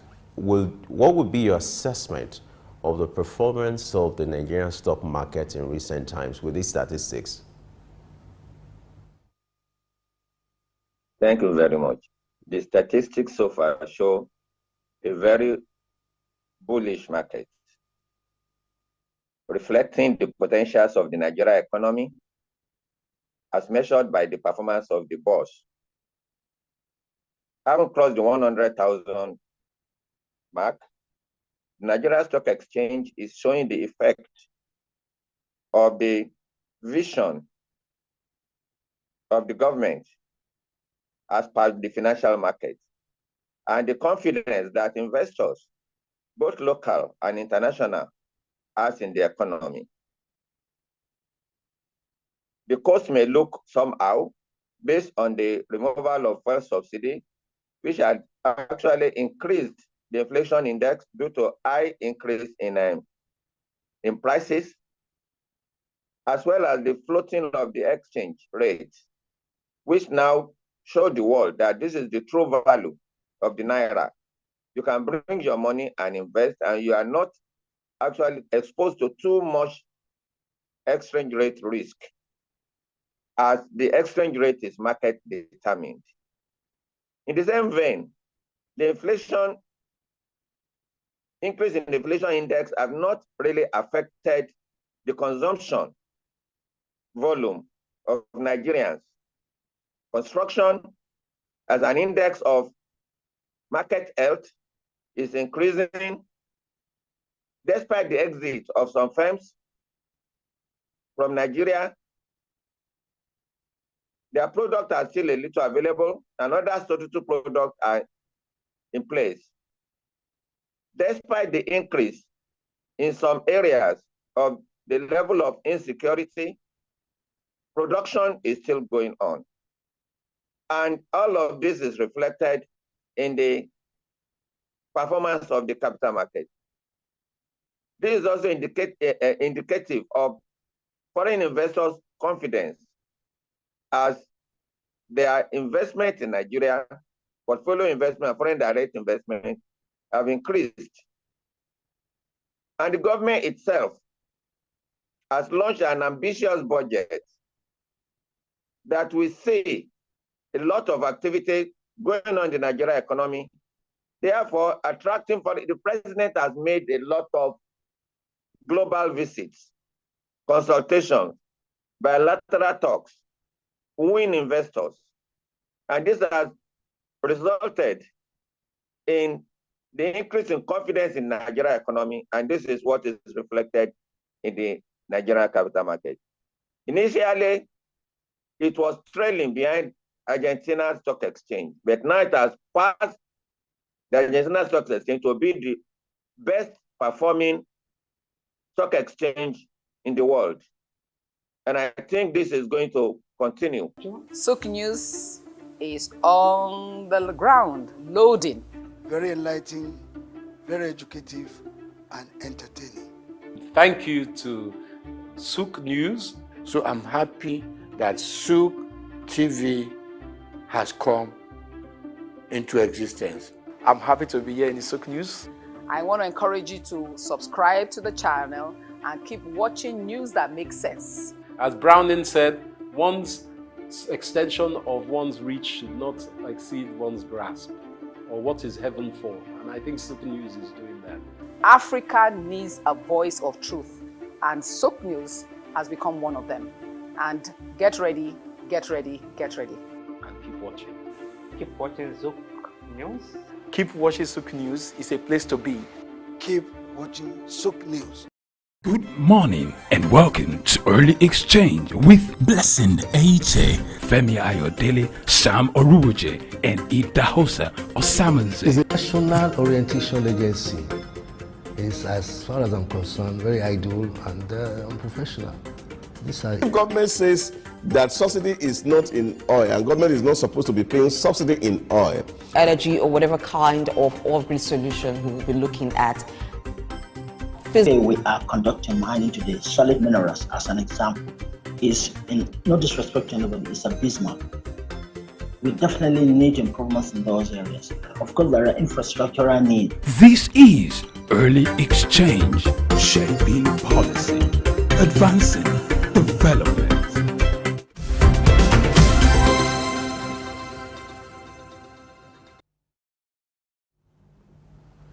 Glad to know you're still there with us. We're still looking at the performance of the stock market. We're looking at the Nigerian stock market, which has been adjudged to be the best, and with the figure released on Wednesday after the trading, which has made the Nigerian stock market to have crossed the 100,000 mark. We still have a guest with us. We still have Mr.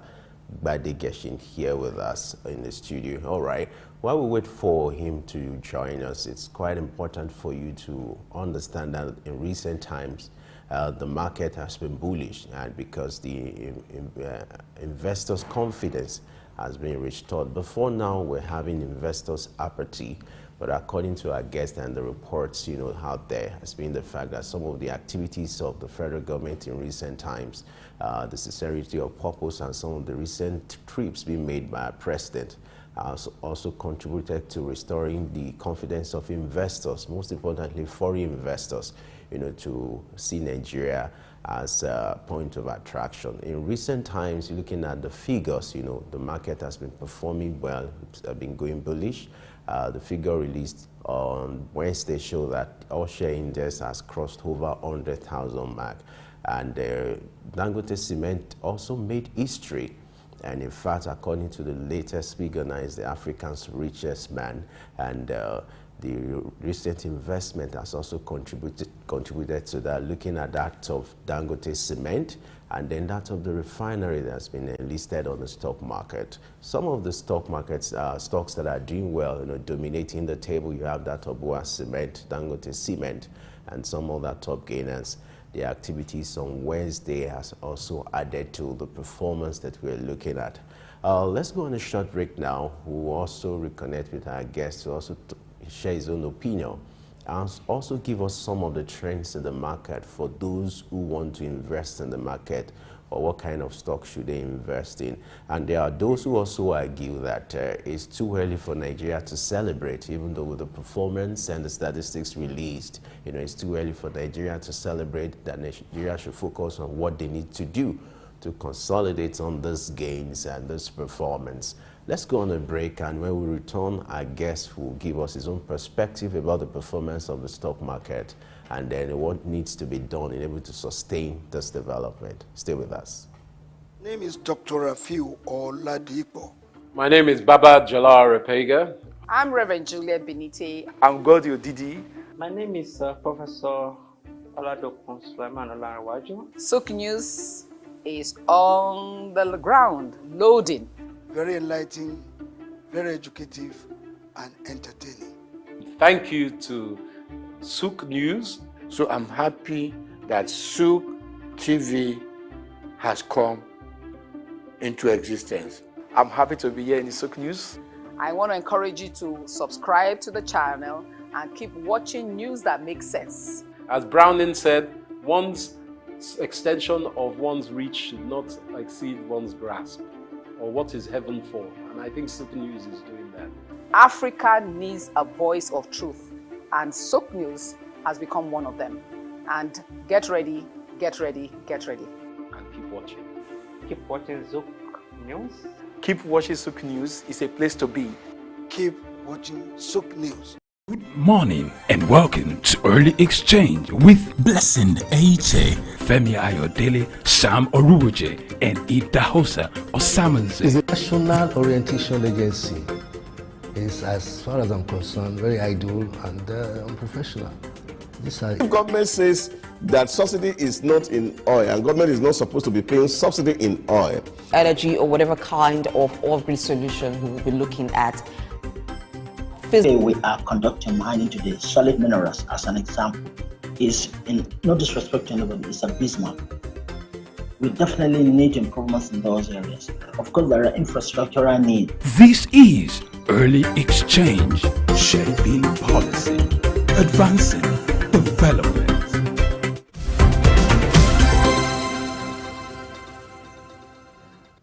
Yes, we are still shaping policy and advanced development with our conversation on the Nigerian stock market. We're looking at the performance of the Nigerian stock market. According to data released by the Nigeria Exchange Limited, the total market capitalization of the Nigerian stock market rose by 2.9% to 55.58 trillion naira from 53.9 trillion naira posted the previous day, which was on Tuesday. All right, we still have our guest with us. We still have Mr. Agbade Geshin. Glad to know you're still there with us. Thank you very much. I'm still there. All right. There are some Nigerians who, even though they are laymen, but they came up with this narrative that it's too early for Nigeria to celebrate. Looking at the figure released on Wednesday and the performance so far, do you agree with this argument? And what are the things that should be done to be able to sustain this tempo of development and performance? Well, I will say yes and no. Yes, on the optimistic basis that the policy of the government will continue to yield the positive results. But there's something in capital market theory that is called the January effect. The January effect says that whatever happened in January is likely to happen for the rest of the year. If January is this rosy for the Nigerian Stock Exchange, you can only hope that the January effect will last throughout the year. But we must not forget the fact that we are operating in a very volatile environment where anything can happen. We just hope that negative events will not truncate the positive development of the capital market in particular and the Nigerian economy in general. Just yesterday or thereabout, there was another massacre in Plateau State. Yet government has voted over 3-point-something billion on defense. And we hope that this is stability. There are rumors of increased kidnapping, maybe in the southwest and things like that. Insecurity and political instability may be a major factor that may truncate the development of the economy and the gains that have been modestly made. Ogun just impeached Speaker. Kubara is having problem in Rivers. There is going to be election in Plateau for House of Assembly as police, tear gas, political. Kano is not yet all that settled. A lot of political hiccups here and there, here and there and there. So we hope that determinant of growth include political stability. Determinant of growth include stability of the foreign exchange. Determinant of growth include stability and lowering of inflation rate, because any gain that you make, inflation can wipe it off. Because when you now look at the economy, the gains in real terms, by the time you deflate, if inflation is too high, financial regulators may try to say that, okay, instead of using historical cost accounting basis, let's start using current cost account to now look that in line with inflation, what is the real value of the financial statements we are posting? We hope that we will not get to that level, that inflation can be close to 30% now. So if inflation can be tamed, political instability can be reduced, security can improve, food security especially, because every day you go to the market, you find that food security is one of the main factors pushing up the inflation index. And food security is aligned with security of the farmers. And the exchange rate is also there. Although the government adopted 80 naira per dollar as the exchange rate for the budget. But the question is, with exchange rate over 1,000 naira, can the 800 naira per dollar is sustained. And then we must not be immune to what is happening in the global environment. One of the factors that have helped Nigerian stock exchange is globalization. Whatever is happening in other realms have impact on Nigeria. For instance, the 2008 meltdown impacted heavily on Nigerian capital market, and that's why we hope that all these warmongers can actually sheath their sword and allow the world economy to settle down, because it can also affect the Nigerian economy. Right. So now, looking at the all-time all-time gains recorded, on Wednesday by the stock market, what will be the economic implication of this, and then what kind of value is this going to add to the Nigerian stock market? In the first instance, when you look at the performance of the market, it is an indication that it's a very attractive market. And therefore, it's going to attract foreign investors. It's going to attract local investors. But we must now make all those indices to be positive, because of the fact that we hope that this foreign investment that may pour in, that are pouring in, may not be hot money. Hot money are investors that are purely speculators. They come into a booming market and they try to take advantage of the increase in prices and increase in market value. And when they suspect that anything may happen, they may pull out. If they pull out gradually, it may not have a bombshell effect. But if they pull out in bulk, you find out that it's like pricking the balloon, and things can deflate fast and deteriorate. So we hope that the interest of investors in the market will be sustained. And where this is sustained, we'll find out that the growth can continue. There should be efforts by the government and by corporate Nigeria to ensure that all factors that will make the economic boom are present and available. For instance, expansion of the real sector. And that is why when you are looking at it, the target of the government to reach $1 trillion economy very soon is a very high task. And the government, by default, is operating a deficit budget. That notwithstanding, what we are trying to say is that a lot of hurdles that are still around, shackling the market, must be removed. And this is very complex because a lot of things are intertwined together. Security intertwined with agriculture, political stability intertwined with market performance, food security intertwined with inflation. And that is why there is the need for Nigerian banks' capital to be increased so that they will be in a stronger position to actually finance those people that require financing. And consumer finance must also be paid attention to, create a much more credit-based economy that can allow people to have access to funds for consumption purposes. If this access to funds for consumption purposes is there, you find out that it will impact on the production sector that will need to improve their output in order to meet consumer demand.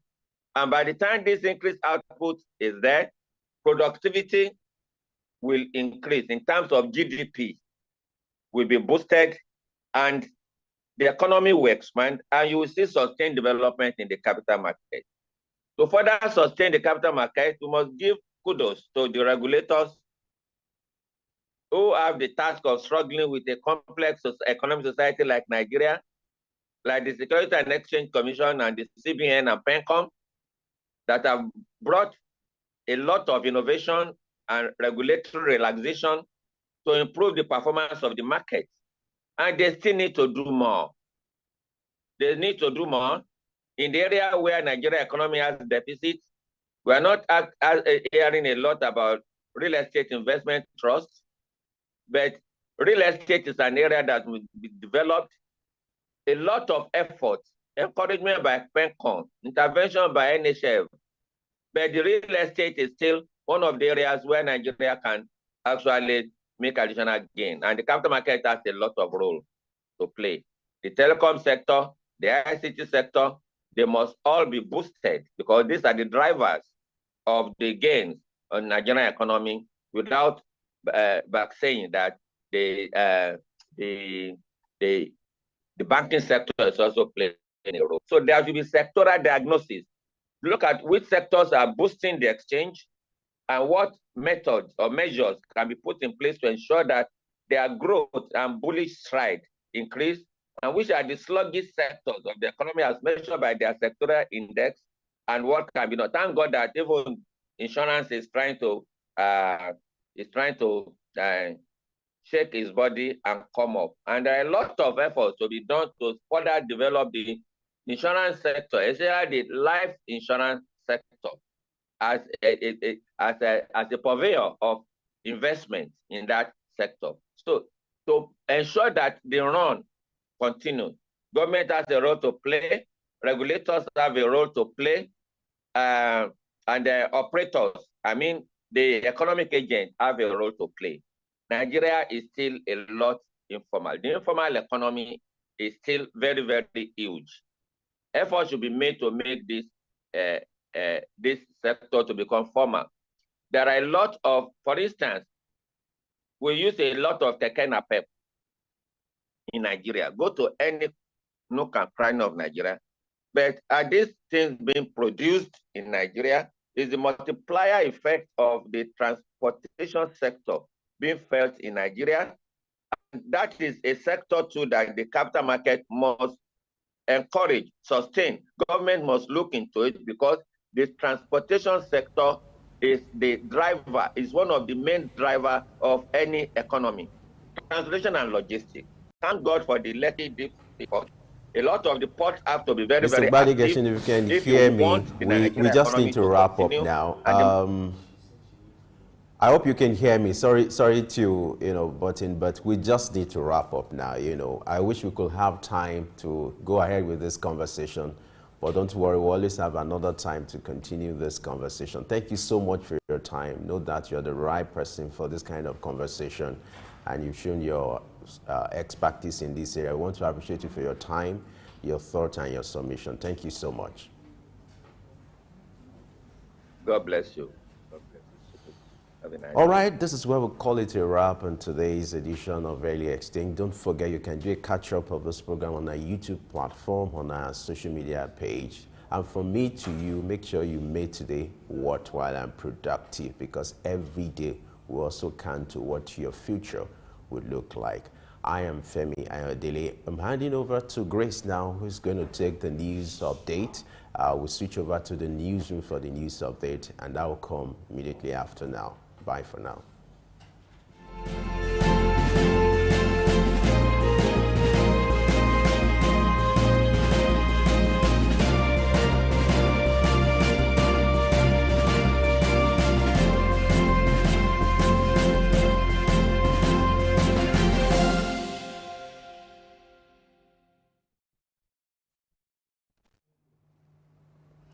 It's news update. My name is Grace Komalafe. Tesla CEO Elon Musk has expressed his belief that Chinese automakers could outshine global competitors if trade barriers were eliminated.